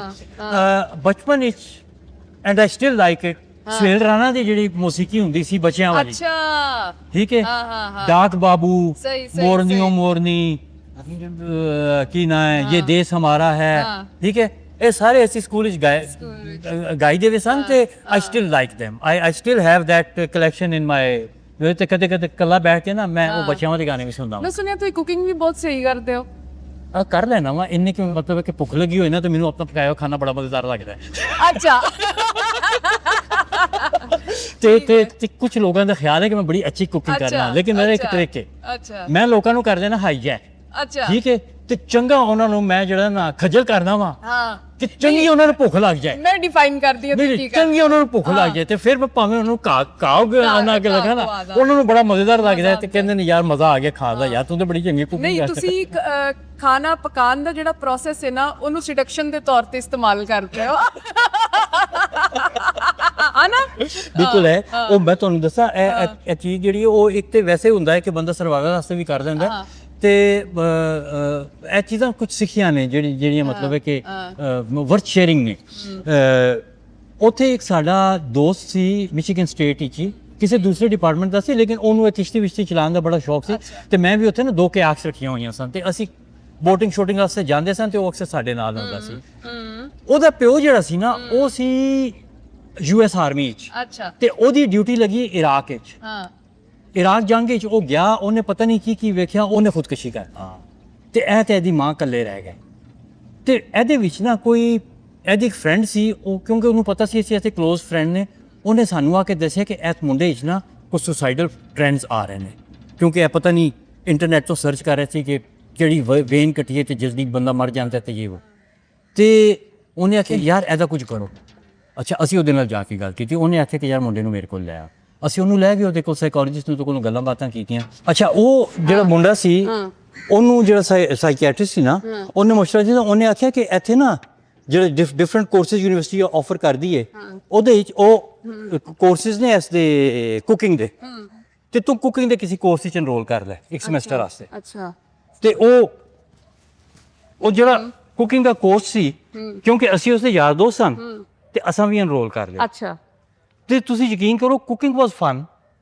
ਉਹ ਚੈਲੰਜ ਦਿੰਦੇ ਸਨ ਕਹਿੰਦੇ ਸਨ ਯਾਰ ਦੇਖੋ ਕੇਕ ਦੇ ਉੱਤੇ ਸਭ ਤੋਂ ਸੋਹਣੀ ਮਤਲਬ ਹੈ ਕਿ ਬਿਊਟੀਫੁਲ ਲੁਕਿੰਗ ਜਿਹੜੀ ਉਹ ਕੌਣ ਕਰਦਾ ਹੈ ਠੀਕ ਹੈ ਟੌਪਿੰਗ ਕੌਣ ਚੰਗੀ ਕਰਦਾ ਹੈ ਠੀਕ ਹੈ ਤੇ ਕਿਹੜੀ ਚੀਜ਼ ਨੂੰ ਕਿਹੜੀ ਚੀਜ਼ ਨਾਲ ਮਿਲਾਈਏ ਤੇ ਕੀ ਚੀਜ਼ ਬਣਦੀ ਹੈ ਤੇ ਤੁਸੀਂ ਤਜਰਬੇ ਕੀ ਕਰਦੇ ਹੋ ਤੇ how you follow A recipe 100% ਤੇ ਉਸ ਚੀਜ਼ ਨਾਲ ਨਾ ਉਸ ਥੈਰੇਪੀ ਵਿੱਚ ਉਹਨਾਂ ਨੇ ਕੀ ਸਿਖਾਇਆ ਕਿ ਅੱਛਾ ਤੇ ਉਸ ਤੋਂ ਬਾਅਦ ਉਹ ਮੁੰਡਾ ਠੀਕ ਹੋ ਗਿਆ ਵਿਦਿਨ ਦੈਟ ਤੇ ਉਹ ਜਿਹੜਾ ਸਾਡਾ ਕੁਕਿੰਗ ਦਾ ਹੁੰਦਾ ਸੀ ਨਾ ਅਸੀਂ ਵੀ ਟੁਰ ਜਾਂਦੇ ਸੀ ਟੋਟਲ ਫਨ ਤੇ ਉਹਦਾ ਸਾਨੂੰ ਇੱਕ ਕ੍ਰੈਡਿਟ ਵੀ ਲੱਭਿਆ ਮੇਰੀ ਰਿਸਰਚ ਕ੍ਰੈਡਿਟ ਵਿੱਚ ਇੱਕ ਕ੍ਰੈਡਿਟ ਇੱਕ ਕੁਕਿੰਗ ਦਾ ਟੋਟਲ ਮੇਰੇ 60 ਕ੍ਰੈਡਿਟ ਪੁਆਇੰਟਸ ਹਨ ਜਿਹੜੇ ਮੈਂ ਪੂਰੇ ਕਰਨੇ ਸਨ ਤੇ ਇੱਕ ਕ੍ਰੈਡਿਟ ਕੁਕਿੰਗ ਦਾ ਵੀ ਹੈ। ਅੱਛਾ ਮੇਰੇ ਨਾਲ ਕੀ ਹੁੰਦਾ ਹੈ ਕਿ ਮੈਂ ਅਗਰ ਆਪਣੀ ਮਾਰਨਿੰਗ ਜਿਹੜਾ ਮੈਂ ਸਵੇਰ ਦਾ ਆਗਾਜ਼ ਕਰਾਂ ਅਗਰ ਮੈਂ ਕੁਕਿੰਗ ਤੋਂ ਕਰ ਰਹੀ ਹਾਂ ਤੇ ਮੇਰਾ ਦਿਨ ਬਹੁਤ ਅੱਛਾ ਬੀਤੇ। ਅੱਛਾ ਉੱਠਦੇ ਆ ਸਾਰੀ ਮੈਂ ਕੋਈ ਨਾ ਕੋਈ ਪਕਾਉਂਦੀ ਹਾਂ। ਅੱਛਾ ਔਰ ਉਸ ਤੋਂ ਬਾਅਦ ਮੇਰਾ ਦਿਨ ਬਹੁਤ ਅੱਛਾ ਗੁਜ਼ਰਦਾ ਔਰ ਅੱਛਾ ਅੱਜ ਦੇ ਬੱਚਿਆਂ ਨੂੰ ਵੇਖੋ ਨਾ ਇਵਨ ਮੈਂ ਕੁੜੀਆਂ ਨੂੰ ਵੇਖਦੀ ਹਾਂ ਉਹ ਫੈਮਿਨਿਸਟ ਮੂਵਮੈਂਟ ਉਹਦੇ ਵਿੱਚ ਆ ਕੇ ਉਹ ਐਂਟੀ ਕੁਕਿੰਗ ਹੋ ਗਈਆਂ ਨੇ ਐਂਟੀ ਕੁਕਿੰਗ ਹੋ ਗਈ ਜਿਸ ਤਰ੍ਹਾਂ ਕੁਕਿੰਗ ਯਾਰ ਆਪਣੇ ਵਾਸਤੇ ਤੇ ਪਕਾਣਾ ਹੈ ਨਾ ਕਿਸੇ ਵਾਸਤੇ ਨਾ ਪਕਾਓ ਮੈਂ ਤੁਹਾਡੇ ਵਾਸਤੇ ਨਹੀਂ ਪਕਾਉਂਦੀ, ਪਰ ਮੈਂ ਆਪਣੇ ਵਾਸਤੇ ਤੇ ਪਕਾਵਾਂਗੀ ਨਾ। ਦੇਖੋ ਜੀ, ਪਕਾਓ ਨਹੀਂ ਕਿਤੇ ਖਾਓਗੇ ਕੀ? ਹਾਂ ਤੇ ਜੇ ਤੁਸੀਂ ਆਪ ਨਹੀਂ ਪਕਾ ਕੇ ਖਾਓਗੇ ਨਾ, ਹਾਂ ਤੇ ਤੁਸੀਂ ਉਹ ਤਰੱਕ ਖਾਣਾ ਖਾਓਗੇ ਹਾਂ ਜਿਹੜਾ ਕੁਝ ਅੰਦਰੂਨੀ ਸ਼ਹਿਰ ਦੇ ਰੈਸਟੋਰੈਂਟ ਤੇ ਫਾਲੋ ਹੁੰਦਾ ਹੈ। ਆਹੋ ਕੋਤੇ ਖਾਓਗੇ ਫਿਰ ਤੁਸੀਂ। ਹਾਂ, ਜਿਓਲੋਜੀ and ਹਾਈਡਰੋਲੋਜੀ sets the stage for ecology, ਵਾਹ ਵਾਹ। and that in turn sets the stage for culture. ਯਾਨੀ ਕਿ ਬੇਸਿਕਲੀ ਜਿਹੜੇ ਤੁਹਾਡਾ ਜਿਓਲੋਜੀਕਲ ਫਾਰਮੇਸ਼ਨ ਨੇ ਹੁਣ ਇਹ ਤੇ ਇਹਨਾਂ ਨੇ ਹੁਣ ਜੋ ਕੁਝ ਵੀ ਕੀਤਾ ਹੈ, this is not natural. ਹਾਂ ਠੀਕ ਹੈ, ਅੱਛਾ, ਇਹਨੂੰ ਵੀ ਰੈਨੋਵੇਟ ਕਰ ਰਹੇ ਨੇ। ਰੈਨੋਵੇਟ ਕਰ ਰਹੇ ਨੇ, ਠੀਕ ਹੈ, ਲੇਕਿਨ ਹਾਂ ਉਹ ਹਾਂ ਕਿਸੇ ਜ਼ਮਾਨੇ 'ਚ ਅਸੀਂ ਇੱਥੇ ਆਈ ਦਸੀ ਨਾ, ਤੇ ਇਹ ਸ਼ਾਦਰੇ ਦਾ ਹੀ ਪੁਲ ਸੀ ਜਿਹਦੇ ਉੱਤੇ ਪੂਰੇ ਲਾਹੌਰ ਦੀ ਤੇ ਟ੍ਰੈਫਿਕ ਆਉਂਦੀ ਹੁੰਦੀ ਸੀ ਪਿੰਡੀ ਵਾਲੇ ਪਾਸਿਓਂ, ਤੇ ਇਹ ਮੋਟਰਵੇ ਤੇ ਹੋਰ ਕੋਈ ਪੁਲ ਨਹੀਂ ਸੀ, ਇੱਕੋ ਹੀ ਪੁਲ ਹੁੰਦਾ ਸੀ। ਤੇ ਇਸ ਪੁਲ ਤੇ ਪਹੁੰਚੀ ਦਾ ਸੀ ਨਾ, ਤੇ ਇੱਥੇ ਆ ਕੇ ਕਹਿੰਦੇ ਸਨ ਇਹ ਰਾਵੀ ਦਾ ਪੁਲ ਪਾਰ ਕੀਤਾ ਤੇ ਅਸੀਂ ਲਾਹੌਰ ਆ ਗਏ ਹਾਂ। ਤੇ ਰਾਵੀ ਦੇ ਪੁਲ ਦੇ ਥੱਲੇ ਨਾ ਸਾਡਾ ਹੁੰਦਾ ਸੀ ਕਿ ਅਸੀਂ ਦੇਖਦੇ ਸਾਂ ਦਰਿਆ ਵਗ ਰਿਹਾ, ਠੀਕ ਹੈ, ਤੇ ਇਹ ਬੇਲਾ ਹੈ ਤੇ ਇੱਥੇ ਮੇਲਾ ਲੱਗਿਆ ਹੁੰਦਾ ਸੀ, ਯਾਨੀ ਕਿ ਬੇੜੀਆਂ ਛੇੜੀਆਂ ਤੇ ਬੇਲੇ ਤੇ ਲੋਕ ਆ ਰਹੇ ਨੇ ਜਾ ਰਹੇ ਨੇ, ਸਾਰਾ ਕੁਝ ਸੀ। ਲੇਕਿਨ 1960 ਵਿੱਚ ਜਿਸ ਵੇਲੇ ਸਿੰਤਾਸ ਮਾਹਦਾ ਹੋਇਆ, ਤੇ ਉਹਦੇ ਵਿੱਚ ਅਸਾਂ ਆਪਣਾ ਰਾਵੀ ਦੇ ਦਿੱਤਾ ਹਾਂ ਇੰਡੀਆ ਨੂੰ। ਹਾਂ ਅਸੀਂ ਕਿ ਸਾਨੂੰ ਰਾਵੀ ਦੀ ਲੋੜ ਨਹੀਂ, ਤੇ ਬੜੀ ਬੱਲੇ ਬੱਲੇ ਹੋ ਗਈ, ਬੜੀ ਬੱਲੇ ਬੱਲੇ ਹੋ ਗਈ ਮੁਆਇਦਾ ਕਰਨ ਵਾਲੀ ਨੇ। ਉਹਨਾਂ ਨੇ ਆਖਿਆ ਦੇਖੋ ਜੀ ਮੁਆਇਦਾ ਹੋ ਗਿਆ ਤਾਂ ਸਭ ਕੁਝ ਠੀਕ ਹੋ ਗਿਆ। ਲੋਕਾਂ ਨੂੰ ਪਤਾ ਹੀ ਨਹੀਂ ਸੀ ਕਿ ਰਾਵੀ ਡੱਕ ਘੱਤਿਆ, ਸਿਰਫ it's a matter of time. 40 ਸਾਲ ਤੱਕ ਕਿਸੇ ਨੂੰ ਨਹੀਂ ਪਤਾ ਲੱਗਿਆ ਕਿ ਰਾਵੀ ਡੱਕ ਘੱਤਿਆ, ਬਲਕਿ ਡੱਕ ਘੱਤਿਆ ਜਾਵੇਗਾ। ਹਾਂ ਅੰਦਾਜ਼ਾ ਹੀ ਨਹੀਂ ਹੋਇਆ ਠੀਕ ਕਿ ਹੈ, ਹੋ ਕੀ ਰਿਹਾ। ਲੋਕਾਂ ਨੂੰ ਪਤਾ ਨਹੀਂ ਸੀ। ਫਿਰ ਜਿਸ ਵੇਲੇ ਉਹਨਾਂ ਨੇ 2002 ਵਿੱਚ ਉਹਨਾਂ ਨੇ ਆਪਣਾ ਥੀਮ ਡੈਮ ਮੁਕੰਮਲ ਕੀਤਾ ਹੈ ਤੇ ਰਾਵੀ ਬੰਦ ਹੋ ਗਿਆ, ਤੇ ਫਿਰ ਲੋਕਾਂ ਨੂੰ ਪਤਾ ਚੱਲਿਆ ਕਿ ਉਹ ਜਿਹੜਾ ਸਾਡਾ ਡੇਕੇਡ ਆਫ ਡਿਵੈਲਪਮੈਂਟ ਸੀ ਨਾ 1960s ਵਾਲਾ ਸੋ ਕਾਲਡ, ਉਹਦੇ ਅਸਰਾਤ 2002 ਤੋਂ ਰਾਵੀ ਤੇ ਸ਼ੁਰੂ ਹੋਏ। ਤੇ ਸਾਡਾ ਦੋਸਤ ਮਸੂਦ ਲੁਆਰ, ਹਾਂ ਉਹਨੇ ਬਹੁਤ ਖੂਬਸੂਰਤ ਗੱਲ ਕੀਤੀ, ਤੇ ਮੈਂ ਜਗ੍ਹਾ ਜਗ੍ਹਾ ਕੋਟ ਕਰਨਾ ਵਾ। ਉਹ ਕਹਿੰਦਾ ਹੈ ਕਿ ਜਿਹੜਾ ਇੱਕ ਦਰਿਆ ਹੁੰਦਾ ਹੈ ਨਾ ਕਿਸੇ ਵੀ ਵੱਡੇ ਸ਼ਹਿਰ ਦਾ, ਉਹ ਦਰਿਆ ਉਸ ਸ਼ਹਿਰ ਦੀ ਪਛਾਣ ਹੁੰਦਾ ਹੈ, ਕਿਉਂਕਿ ਉਹ ਸ਼ਹਿਰ ਵਸਿਆ ਹੀ ਉਸ ਦਰਿਆ ਵਾਸਤੇ, ਉਸ ਦਾ ਕਲਚਰ, ਉਸ ਦੀ ਟ੍ਰੈਡੀਸ਼ਨਸ, ਉਸ ਦਾ ਸਭ ਕੁਝ ਉਸ ਦਰਿਆ ਦੀ ਵਜ੍ਹਾ ਨਾਲ ਹੈ। ਵਾਹ ਵਾਹ ਵਾਹ। ਸੀਜੇ ਸਿੰਧੂ ਦੇਖੋ ਨਾ, ਹਾਂ ਤੁਸੀਂ ਵੱਡਾ ਕੋਈ ਸ਼ਹਿਰ ਦੇਖ ਲਓ, ਲੰਡਨ ਨੂੰ ਤੁਸੀਂ ਚੱਲ ਜਾਓ, ਟੇਮਸ ਰਿਵਰ ਹੈ, ਠੀਕ ਹੈ, ਸ਼ਿਕਾਗੋ ਦਾ ਸ਼ਿਕਾਗੋ ਰਿਵਰ ਹੈ, ਠੀਕ ਹੈ, ਸੈਨ ਐਂਟੋਨੀਓ ਰਿਵਰ ਹੈ, ਠੀਕ ਹੈ। ਇਸੇ ਤਰ੍ਹਾਂ ਤੁਸੀਂ ਦੁਨੀਆ ਦਾ ਕੋਈ ਮਤਲਬ ਇੱਕ ਵੱਡਾ ਸ਼ਹਿਰ ਦੇਖ ਲਓ, ਉਹਦੇ ਜੇ ਦਰਿਆ ਵਗ ਰਿਹਾ, ਪੈਰਿਸ ਵਿੱਚ ਸੀਨ ਰਿਵਰ ਹੈ, ਠੀਕ ਹੈ, ਬੈਲਗ੍ਰੇਡ ਵਿੱਚ ਡੈਨਿਊਬ ਰਿਵਰ ਹੈ, ਠੀਕ ਹੈ। ਤਾਂ ਉਸ ਦਰਿਆ ਦੇ ਤੁਸੀਂ ਜੈਸੇ ਜੈਸੇ ਨੇੜੇ ਜਾਂਦੇ ਹੋ, ਤੇ ਤੁਹਾਨੂੰ ਰਿਚਨੈਸ ਤੇ ਕਲਚਰ ਤੇ ਚੀਜ਼ਾਂ ਜਿਹੜੀਆਂ ਨੇ ਉਹ ਬਿਹਤਰ ਤੋਂ ਬਿਹਤਰ ਹੁੰਦੀਆਂ ਨਜ਼ਰ ਆਉਂਦੀਆਂ ਨੇ। ਤੇ by the time you reach at the river front, ਤੇ ਉੱਥੇ ਦੁਨੀਆ ਕੁਝ ਹੋਰ ਹੁੰਦੀ ਹੈ। ਸਾਡਾ ਲਾਹੌਰ ਤੇ ਲਾਹੌਰ ਦਾ ਰਾਵੀ, ਅਸਾਂ ਕੀ ਕੀਤਾ ਉਹਦੇ ਨਾਲ? ਕੀ ਕੀਤਾ? ਅਸਾਂ ਕਿ ਯਾਰ ਤੁਸੀਂ ਰੱਖ ਲਓ, ਸਾਨੂੰ ਨਹੀਂ ਚਾਹੀਦਾ। ਅਸੀਂ ਇਹ ਕਿਸੇ ਨੇ ਸੋਚਿਆ ਹੀ ਨਹੀਂ ਕਿ ਰਾਵੀ ਤੋਂ ਬਗੈਰ ਲਾਹੌਰ ਕਿੱਦਾਂ ਹੋਏਗਾ। ਜਿਹੜੇ ਸੋਚਣ ਵਾਲੇ ਸਨ ਉਹ ਹੈ ਕੌਣ ਸਨ? ਇਹ ਤੇ ਮੇਰੇ ਮੂੰਹ ਨਾਲ ਤੁਸੀਂ ਖੁਲਵਾਓ ਯਾਰ। ਅੱਛਾ ਸਾਡੀ ਮੈਨੂੰ ਸਮਝ ਨਹੀਂ ਆਉਂਦੀ, ਸਾਡੀ ਜਿੰਨੀਆਂ ਸਟ੍ਰੈਟੇਜੀਜ਼ ਨੇ, ਹਾਂ, ਨਾ ਪ੍ਰੋ ਪੀਪਲ ਨੇ ਨਾ ਪ੍ਰੋ ਨੇਚਰ ਨੇ। ਹਾਂ ਹਾਂ, ਪ੍ਰੋ ਨੇਚਰ ਤੇ ਪੀਪਲ ਇੱਕੋ ਹੀ ਸ਼ੈ ਹੈ ਜੀ, ਤੇ ਪ੍ਰੋ ਨੇਚਰ ਨਹੀਂ ਹੈਗੀਆਂ। ਅਸੀਂ ਐਂਟੀ ਨੇਚਰ ਚੱਲਦੇ ਆ। ਇਹ ਬੜਾ ਇੱਕ ਅਜੀਬ ਕੰਮ ਹੈ। ਬਸ ਇਹ ਸਾਡਾ ਅਲਮੀਆ ਹੈ ਨਾ। ਦੇਖੋ ਅਸਲ ਵਿੱਚ ਗੱਲ ਹੈ ਕਿ ਅਸਾਂ ਆਪਣੀ ਜਿਹੜੀ ਜਨਰੇਸ਼ਨ ਹੈ ਉਹਨੂੰ ਅਸਾਂ ਐਜੂਕੇਟ ਨਹੀਂ ਕੀਤਾ। ਸਾਡਾ ਜਿਹੜਾ ਬੱਚਾ ਹੈ ਨਾ, ਜਿਹੜਾ ਸੋ ਕਾਲਡ ਬੜੇ ਅੱਛੇ ਸਕੂਲਾਂ 'ਚ ਪ੍ਰਾਈਵੇਟ ਸਕੂਲਾਂ 'ਚ ਪੜ੍ਹਦਾ ਹੈ, ਜਿਹੜਾ ਸੀਨੀਅਰ ਕੈਂਬਰਿਜ ਕਰਦਾ ਹੈ ਬੱਚਾ ਜਾਂ ਬੱਚੀ, ਉਹਨੂੰ ਬਾਰਬੀ ਡਾਲ ਦੀ ਕਹਾਣੀ ਤੇ ਪਤਾ ਹੋਏਗੀ ਕਿ ਉਹ ਕਿਵੇਂ ਜੰਮੀ ਤੇ ਕਿਵੇਂ ਮਰੀ, ਲੇਕਿਨ ਉਹਨੂੰ ਸੱਸੀ ਮਾਈਵਾਲ ਦਾ ਨਹੀਂ ਪਤਾ ਹੋਏਗਾ, ਮਾਈਵਾਲ ਦਾ ਨਹੀਂ ਪਤਾ, ਉਹਨੂੰ ਹੀਰ ਰਾਂਝੇ ਦਾ ਨਹੀਂ ਪਤਾ ਹੋਏਗਾ, ਹਾਂ ਠੀਕ ਹੈ। ਇਹ ਜਿਹੜੇ ਸਾਡੇ ਆਪਣੇ ਲੋਕਲ ਫੋਕਲੋਰ ਨੇ ਉਹਨਾਂ ਦਾ ਨਹੀਂ ਪਤਾ ਹੋਏਗਾ, ਠੀਕ ਹੈ। ਸ਼ੇਕਸਪੀਅਰ ਪੜ੍ਹ ਰਿਹਾ ਬੱਚਾ, ਸ਼ੇਕਸਪੀਅਰ ਦਾ ਉਹਨੂੰ ਪਤਾ ਹੋਏਗਾ, ਠੀਕ ਹੈ। ਬੁੱਲੇ ਸ਼ਾਹ ਦਾ ਨਹੀਂ ਪਤਾ ਹੋਏਗਾ, ਸ਼ਾਹ ਦਾ ਨਹੀਂ ਪਤਾ। ਤੇ ਅਸਾਂ ਇਹ ਚੀਜ਼ਾਂ ਬਾਈ ਡਿਜ਼ਾਈਨ ਕੱਢੀਆਂ ਨੇ ਜਾਂ ਕਿਸੇ ਦੇ ਕਹਿਣ ਤੇ ਕੱਢੀਆਂ ਨੇ, ਸਾਨੂੰ ਨਾ ਆਪਣੀ ਜਿਓਲੋਜੀ ਪਤਾ ਹੈ, ਨਾ ਆਪਣੀ ਹਾਈਡਰੋਲੋਜੀ ਪਤਾ ਹੈ, ਨਾ ਜਿਓਗ੍ਰਾਫੀ ਪਤਾ ਹੈ, ਨਾ ਹਿਸਟਰੀ ਪਤਾ ਹੈ। ਹੁਣ ਉਹ ਮਤਲਬ ਹੈ ਕਿ ਐਸੀਆਂ ਚੀਜ਼ਾਂ ਨੇ, ਮਤਲਬ ਹੈ ਕੀ ਤੁਹਾਨੂੰ ਦੱਸਾਂ, ਉਹ ਇਹ ਜਿਸ ਇੰਡਸ ਵਾਟਰ ਟ੍ਰੀਟੀ ਜਿਹਨੇ ਪੂਰੇ ਪਾਕਿਸਤਾਨ ਨੂੰ ਪੁੱਠਾ ਸਿੱਧਾ ਕਰ ਦਿੱਤਾ, ਹਿੰਦੁਸਤਾਨ ਪਾਕਿਸਤਾਨ ਦੀਆਂ ਅਜੇ ਤੱਕ ਜੰਗਾਂ ਹੋ ਰਹੀਆਂ ਨੇ ਉਸ ਟ੍ਰੀਟੀ ਦੀ ਵਜ੍ਹਾ ਤੋਂ। ਉਹ ਟ੍ਰੀਟੀ ਪ੍ਰਪੋਜ਼ ਕਰਨ ਵਾਲਾ ਕੌਣ ਸੀ? ਲੀਲੀਐਂਥਲ ਆਇਆ ਸੀ। ਉਹਨੇ ਦੋ ਮਜ਼ਮੂਨ ਲਿਖੇ ਸਨ, ਕੋਲੀਅਰ ਮੈਗਜ਼ੀਨ ਪਬਲਿਸ਼ ਹੋਏ ਸਨ, ਤੇ ਅੱਜ ਵੀ ਤੁਸੀਂ ਗੂਗਲ ਸਰਚ ਕਰੋ ਤੇ ਵਰਡ ਬਾਏ ਵਰਡ ਉਹ ਮਜ਼ਮੂਨ ਉਸੇ ਤਰ੍ਹਾਂ ਉਹਨਾਂ ਦੇ PDF ਵੈਬ ਦੇ ਉੱਤੇ ਪਏ ਹੋਏ ਨੇ। ਲੇਕਿਨ ਤੁਸੀਂ ਕਿਸੇ ਵੱਡੇ ਤੋਂ ਵੱਡੇ ਟ੍ਰੀਟੀ ਦੇ ਐਕਸਪਰਟ ਕੋਲੋਂ ਪੁੱਛ ਲਓ, ਕਿਸੇ ਵੱਡੇ ਦੇ ਵੱਡੇ ਇੰਟਰਨੈਸ਼ਨਲ ਰਿਲੇਸ਼ਨ ਦੇ ਸਟੂਡੈਂਟ ਕੋਲੋਂ ਪੁੱਛ ਲਓ, ਪ੍ਰੋਫੈਸਰ ਕੋਲੋਂ। ਉਹਦੇ ਬਦਲੇ ਡੈਮ ਦੇ ਪੈਸੇ ਸਾਨੂੰ ਮਿਲੇ ਸਨ ਨਾ। ਉਹ ਡੈਮ ਦੇ ਪੈਸੇ ਵੀ ਕੀ ਮਿਲੇ ਸਨ, ਉਹ ਮੈਂ ਤੁਹਾਨੂੰ ਦੱਸਣਾ। ਉਹ ਇਹ ਬੜਾ ਪ੍ਰੋਪੇਗੈਂਡਾ ਹੈ ਕਿ ਡੈਮ ਦੇ ਪੈਸੇ ਸਾਨੂੰ ਮਿਲੇ ਸਨ। ਅੱਛਾ। ਉਹਦੇ 'ਚ ਹੋਇਆ ਐ ਸੀ ਕਿ ਇੱਕ ਉਹ ਇੰਡੀਆ ਦੀ ਪਾਸੋਂ ਵੀ ਬੜਾ ਪ੍ਰੋਪੇਗੈਂਡਾ ਹੈ ਕਿ ਜੀ ਪੈਸੇ ਤੇ ਅਸਾਂ ਦਿੱਤੇ ਸਨ ਡੈਮ ਵਾਸਤੇ ਜੇ ਉਹ, ਠੀਕ ਹੈ। ਇੰਡੀਆ ਦੇ ਜਿਹੜੇ ਸਨ ਉਹ 62 ਮਿਲੀਅਨ ਪਾਉਂਡ ਸਨ, ਤਕਰੀਬਨ ਉਸ ਜ਼ਮਾਨੇ ਦੇ $180 ਮਿਲੀਅਨ ਬਣਦੇ ਸਨ, ਤੇ ਉਹ ਪੈਸੇ ਸਾਨੂੰ ਨਹੀਂ ਲੱਭੇ ਸਨ। ਠੀਕ ਹੈ। ਅੱਛਾ। ਉਹ ਪੈਸੇ ਜਮ੍ਹਾਂ ਹੁੰਦੇ ਸਨ ਵਰਲਡ ਬੈਂਕ ਵਿੱਚ। ਸਹੀ ਹੈ। ਤੇ ਵਰਲਡ ਬੈਂਕ ਠੇਕੇਦਾਰਾਂ 'ਚ ਵੰਡ ਦਿੰਦਾ ਸੀ ਤੇ ਕਹਿੰਦਾ ਸੀ ਇਤਨੇ ਪੈਸੇ ਇੰਡੀਆ ਦੇ ਮੈਂ ਤੁਹਾਡੇ ਠੇਕੇਦਾਰਾਂ 'ਚ ਵੰਡ ਦਿੱਤੇ। ਠੀਕ ਹੈ। ਠੀਕ ਹੈ। ਤੇ ਉਹਦੇ 'ਚ ਸ਼ਰਤ ਇਹ ਸੀ ਕਿ ਉਹਨੇ ਉਹ ਪੈਸੇ 10 ਸਾਲ ਵਿੱਚ ਦੇਣੇ ਸਨ ਤੇ 10 ਕਿਸ਼ਤਾਂ 'ਚ ਦੇਣੇ ਸਨ, ਯਕਮੁਸ਼ਤ ਨਹੀਂ ਦੇਣੇ ਸਨ। ਤੇ ਉਹ ਪੈਸੇ ਦੇਣੇ ਸਨ ਉਹਨੇ ਵਰਲਡ ਬੈਂਕ ਨੂੰ। ਠੀਕ ਹੈ। ਤੇ ਵਰਲਡ ਬੈਂਕ ਉਹ ਪੈਸੇ ਲੈ ਕੇ ਉਹਨੇ ਰੱਖ ਲਏ, ਤੇ ਉਸ ਪੈਸੇ ਵਿੱਚ ਉਹਨੇ ਆਖਿਆ ਸੀ ਕਿ ਪਾਕਿਸਤਾਨ ਆਪਣੇ ਪ੍ਰੋਜੈਕਟ ਜਿਹੜੇ 10 ਸਾਲ ਵਿੱਚ ਮੁਕੰਮਲ ਨਹੀਂ ਕਰਦਾ ਤੇ ਅਪ ਟੂ 3 ਇਅਰਸ ਐਕਸਟੈਂਸ਼ਨ ਹੋ ਸਕਦੀ ਹੈ। ਤੇ ਉਹ ਜਿਹੜੇ ਅਗਲੇ 3 ਸਾਲ ਨੇ ਉਹਨਾਂ ਵਿੱਚ ਪੈਸੇ ਉਹ ਵਾਪਸ ਇੰਡੀਆ ਨੂੰ ਮਿਲਣੇ ਸ਼ੁਰੂ ਹੋ ਜਾਣਗੇ। ਤੇ ਉਹ ਕੁਝ ਇਸ ਤਰ੍ਹਾਂ ਦੇ ਮੁਆਹਦੇ ਸਨ, ਤੁਸੀਂ ਪੜ੍ਹੋ ਤੇ ਬੜੀਆਂ ਅਜੀਬ ਚੀਜ਼ਾਂ ਨੇ। ਬਹੁਤ ਮਜ਼ੇਦਾਰ ਚੀਜ਼ਾਂ। ਤੇ ਨਾਲੇ ਫਿਰ ਇਹਨਾਂ ਨੇ ਉਹ ਵਰਲਡ ਬੈਂਕ ਨੇ ਆਖਿਆ ਕਿ ਜਨਾਬ ਜੇ ਅਸਾਂ ਇਹ ਪ੍ਰੋਜੈਕਟਸ ਨਾ ਕੀਤੇ ਨਾ, ਇਹ ਅਸਾਂ ਦਰਿਆ ਦੇ ਬਟਵਾਰੇ ਨਾ ਕੀਤੇ ਤੇ ਜੰਗ ਹੋ ਜਾਏਗੀ, ਤੇ ਜੰਗ ਨੂੰ ਰੋਕਣਾ ਬੜਾ ਜ਼ਰੂਰੀ ਹੈ। ਤੇ ਉਸ ਵੇਲੇ ਨਵੀਂ ਉਹ ਵਰਲਡ ਵਾਰ ਖਤਮ ਹੋਈ ਸੀ, ਲੋਕੀ ਜਿਉਂਦੇ ਸਨ ਜਿਨ੍ਹਾਂ ਨੇ ਜੰਗ ਵੇਖੀ ਸੀ, ਤੇ ਉਹਨਾਂ ਨੇ ਆਖਿਆ ਯਾਰ ਜੰਗ ਤੇ ਨਹੀਂ ਹੋਣੀ ਚਾਹੀਦੀ। ਹਾਂ, ਅਸੀਂ ਦੁਬਾਰਾ ਨਹੀਂ ਵੇਖਣਾ ਚਾਹੁੰਦੇ। ਉਹਨਾਂ ਨੇ ਜੇ ਨਹੀਂ ਵੇਖਣਾ ਚਾਹੁੰਦੇ ਨਾ ਤੇ ਫਿਰ ਆਪਣਾ ਹਿੱਸਾ ਪਾਓ। ਉਹਨੇ ਚੰਦੇ ਇਕੱਠੇ ਕੀਤੇ, ਆਸਟ੍ਰੇਲੀਆ ਨੇ ਚੰਦਾ ਪਾਇਆ, ਨਿਊਜ਼ੀਲੈਂਡ ਨੇ ਚੰਦਾ ਪਾਇਆ, ਕੈਨੇਡਾ ਨੇ ਚੰਦਾ ਪਾਇਆ, ਜਰਮਨੀ ਨੇ ਚੰਦਾ ਪਾਇਆ, ਤੇ ਮੇਰੇ ਖਿਆਲ ਅਮਰੀਕਾ ਬਰਤਾਨੀਆ ਨੇ ਵੀ ਚੰਦਾ ਪਾਇਆ। 5-6 ਮੁਲਕ ਸਨ, ਇਹਨੇ ਚੰਦੇ ਪਾਏ। ਉਹਨਾਂ ਦੇ ਚੰਦੇ ਪਾਏ ਗਏ, ਉਹ ਚੰਦੇ ਸਾਰੇ ਪਾਕਿਸਤਾਨ ਨੂੰ ਲੱਭੇ। ਉਸ ਦੇ ਬਾਅਦ ਮੈਂ ਵਰਲਡ ਬੈਂਕ ਨੇ ਆਖਿਆ ਕਿ ਮੈਂ ਇੰਨਾ ਕਰਜ਼ਾ ਦੇ ਰਿਹਾ, ਤੇ ਕੁਝ ਅਮਰੀਕਾ ਨੇ ਆਖਿਆ ਮੈਂ ਵੀ ਇੰਨਾ ਕਰਜ਼ਾ ਦੇ ਰਿਹਾ, ਤੇ ਕੁਝ ਕਰਜ਼ੇ ਆਏ ਤੇ ਕੁਝ ਚੰਦੇ ਆਏ। ਤੇ ਉਹਨਾਂ ਨੇ ਆਖਿਆ ਯਾਰ ਇਹ ਸਾਰਾ ਪੈਸਾ ਅਸਾਂ ਇਕੱਠਾ ਕੀਤਾ ਹੈ ਤੇ ਅਸੀਂ ਤੁਹਾਨੂੰ ਦਿੰਦੇ ਹਾਂ ਕਿ ਤੁਸੀਂ ਆਪਣੇ ਜਿਹੜਾ ਨਾ ਕੰਮ ਸ਼ਮ ਸ਼ੁਰੂ ਕਰੋ। ਲੇਕਿਨ ਵਰਲਡ ਬੈਂਕ ਕਰਜ਼ੇ ਤੋਂ ਪਹਿਲਾਂ ਇੱਕ ਸ਼ਰਤ ਲਾਉਂਦਾ ਨਾ, ਉਹਨੇ ਆਖਿਆ ਸ਼ਰਤ ਇਹ ਹੈ ਕਿ ਤੁਸੀਂ ਇਹ ਮੁਆਹਦਾ ਸਾਈਨ ਕਰੋ। ਸਹੀ ਹੈ। ਉਹਨੇ ਮੁਆਹਦਾ ਸਾਈਨ ਕਰਾ ਲਿਆ, ਇਹਨਾਂ ਨੇ ਕਰ। ਅਯੂਬ ਖਾਨ ਨੂੰ ਲੋਕਾਂ ਨੇ ਆਖਿਆ ਯਾਰ ਇਹ ਖੁਦਾ ਦੇ ਬੰਦੇ ਹੈ, ਤੂੰ ਮੁਆਹਦੇ ਜੋ ਕੁਝ ਲਿਖਿਆ ਹੋਇਆ, ਮਸਲਨ ਰਾਵੀ ਬੰਦ ਹੋ ਰਿਹਾ, ਸਤਲੁਜ ਬੰਦ ਹੋ ਰਿਹਾ, ਪੱਕਾ ਬੰਦ ਹੋ ਰਿਹਾ, 4 ਗੰਦੇ ਨਾਲੇ ਆ ਰਹੇ ਨੇ। ਮਤਲਬ ਹੱਦ ਹੁੰਦੀ ਹੈ ਨਾ ਕੋਈ ਕਿ ਤੁਸੀਂ 3 ਸਾਫ਼ ਪਾਣੀ ਦੇ ਮਿੱਠੇ ਪਾਣੀ ਦੇ ਦਰਿਆ ਡੱਕ ਕੇ ਤੇ ਉਹਦੀ ਥਾਂ ਤੇ 4 ਗੰਦੇ ਨਾਲੇ ਤੁਸੀਂ ਵਿੱਚ ਪਾ ਦਿਓ। ਤੇ ਉਹ 4 ਵੀ ਨਹੀਂ ਨੇ, ਉਹ ਐਕਚੁਅਲੀ 20 ਨੇ, ਕਿਉਂਕਿ ਇੱਕ 4 ਤੇ ਨਾਂ ਲਿਖਿਆ ਹੋਇਆ ਨਾ, ਤੇ ਬਾਕੀ ਇੱਕ ਹੋਰ ਕਲੌਜ਼ ਵੀ ਹੈ ਇਸ ਟ੍ਰੀਟੀ ਜਿਹੜੀ ਉਸ ਤੋਂ ਇਲਾਵਾ ਵੀ ਨਾਲੇ ਪਾਉਣ ਦੀ ਕਰਦੀ। ਤਾਂ 15-16 ਨਾਲੇ ਉਹ ਵੀ ਨੇ, ਤਾਂ ਤਕਰੀਬਨ ਰਲ ਮਿਲ ਕੇ 20 ਗੰਦੇ ਨਾਲੇ ਸਾਰੇ Indian East India Western Indian side ਦਾ ਜਿਹੜਾ ਗੰਦ ਉਹ ਸਾਡੇ ਵਾਸਤੇ, ਔਰ ਉਹਦੀ ਸਫਾਈ ਵੀ ਅਸੀਂ ਕਰਨੀ ਹੈ।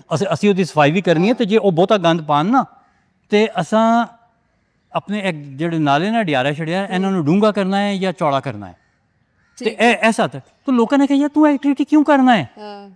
ਕਹਿੰਦੇ ਛੱਡੋ ਜੋ ਵੀ ਕਹਿੰਦੇ ਨੇ, ਇਹ ਚੀਜ਼ਾਂ ਦੇਖੇ ਜਾਣਗੇ, ਫਿਲਹਾਲ ਸਾਨੂੰ ਪੈਸਾ ਲੱਭ ਰਿਹਾ, ਸਾਨੂੰ ਪੈਸਾ ਚਾਹੀਦਾ। ਔਰ ਅੱਜ ਵੀ ਮੁਲਕ ਇਸੇ ਤਰ੍ਹਾਂ ਹੀ ਚੱਲ ਰਿਹਾ ਹੈ। ਬਈ ਅਯੂਬ ਖਾਨ ਨੇ ਇੱਕ ਪਾਲਿਸੀ ਬਣਾਈ, ਠੀਕ ਹੈ। ਦੇਖੋ ਪੋਲੀਟੀਕਲ ਅਲਾਈਨਮੈਂਟਸ ਤੇ ਡਿਫਰੈਂਸਿਸ ਹਮੇਸ਼ਾ ਤੋਂ ਰਹੇ ਨੇ ਮੁਲਕਾਂ ਦੇ ਆਪਸ ਵਿੱਚ, ਤੇ ਅਯੂਬ ਖਾਨ ਨੇ ਪਾਲਿਸੀ ਬਣਾਈ। ਉਹਨੇ ਆਖਿਆ ਨੋ ਮੈਟਰ ਸਾਡੇ ਕਿਸੇ ਦੇ ਨਾਲ ਕੀ ਤਾਲੁਕਾਤ ਦੇ ਹਿਸਾਬ ਨਾਲ ਕਿਹਨੇ ਚੀਜ਼ਾਂ ਤੇ ਅਸੀਂ ਅਲਾਈਨਮੈਂਟ ਹੈ ਤੇ ਕਿਹਦੇ ਤੇ ਅਸੀਂ ਖਿਲਾਫ ਹਾਂ, ਲੇਕਿਨ ਜੇ ਕੋਈ ਸਾਨੂੰ ਕਰਜ਼ਾ ਦਿੰਦਾ ਹੈ ਜਾਂ ਇਮਦਾਦ ਦਿੰਦਾ ਹੈ ਤੇ ਉਹ ਅਸੀਂ ਕਦੇ ਰਿਫਿਊਜ਼ ਨਹੀਂ ਕਰਨੀ। ਠੀਕ ਹੈ। ਕਿਸੇ ਵੀ ਕੋਲੋਂ ਲੈ ਲੈਵਾਂਗੇ। ਠੀਕ ਹੈ। ਡਾਕਟਰ ਸਾਹਿਬ ਆਖਰੀ ਸਵਾਲ ਕਰਾਂ?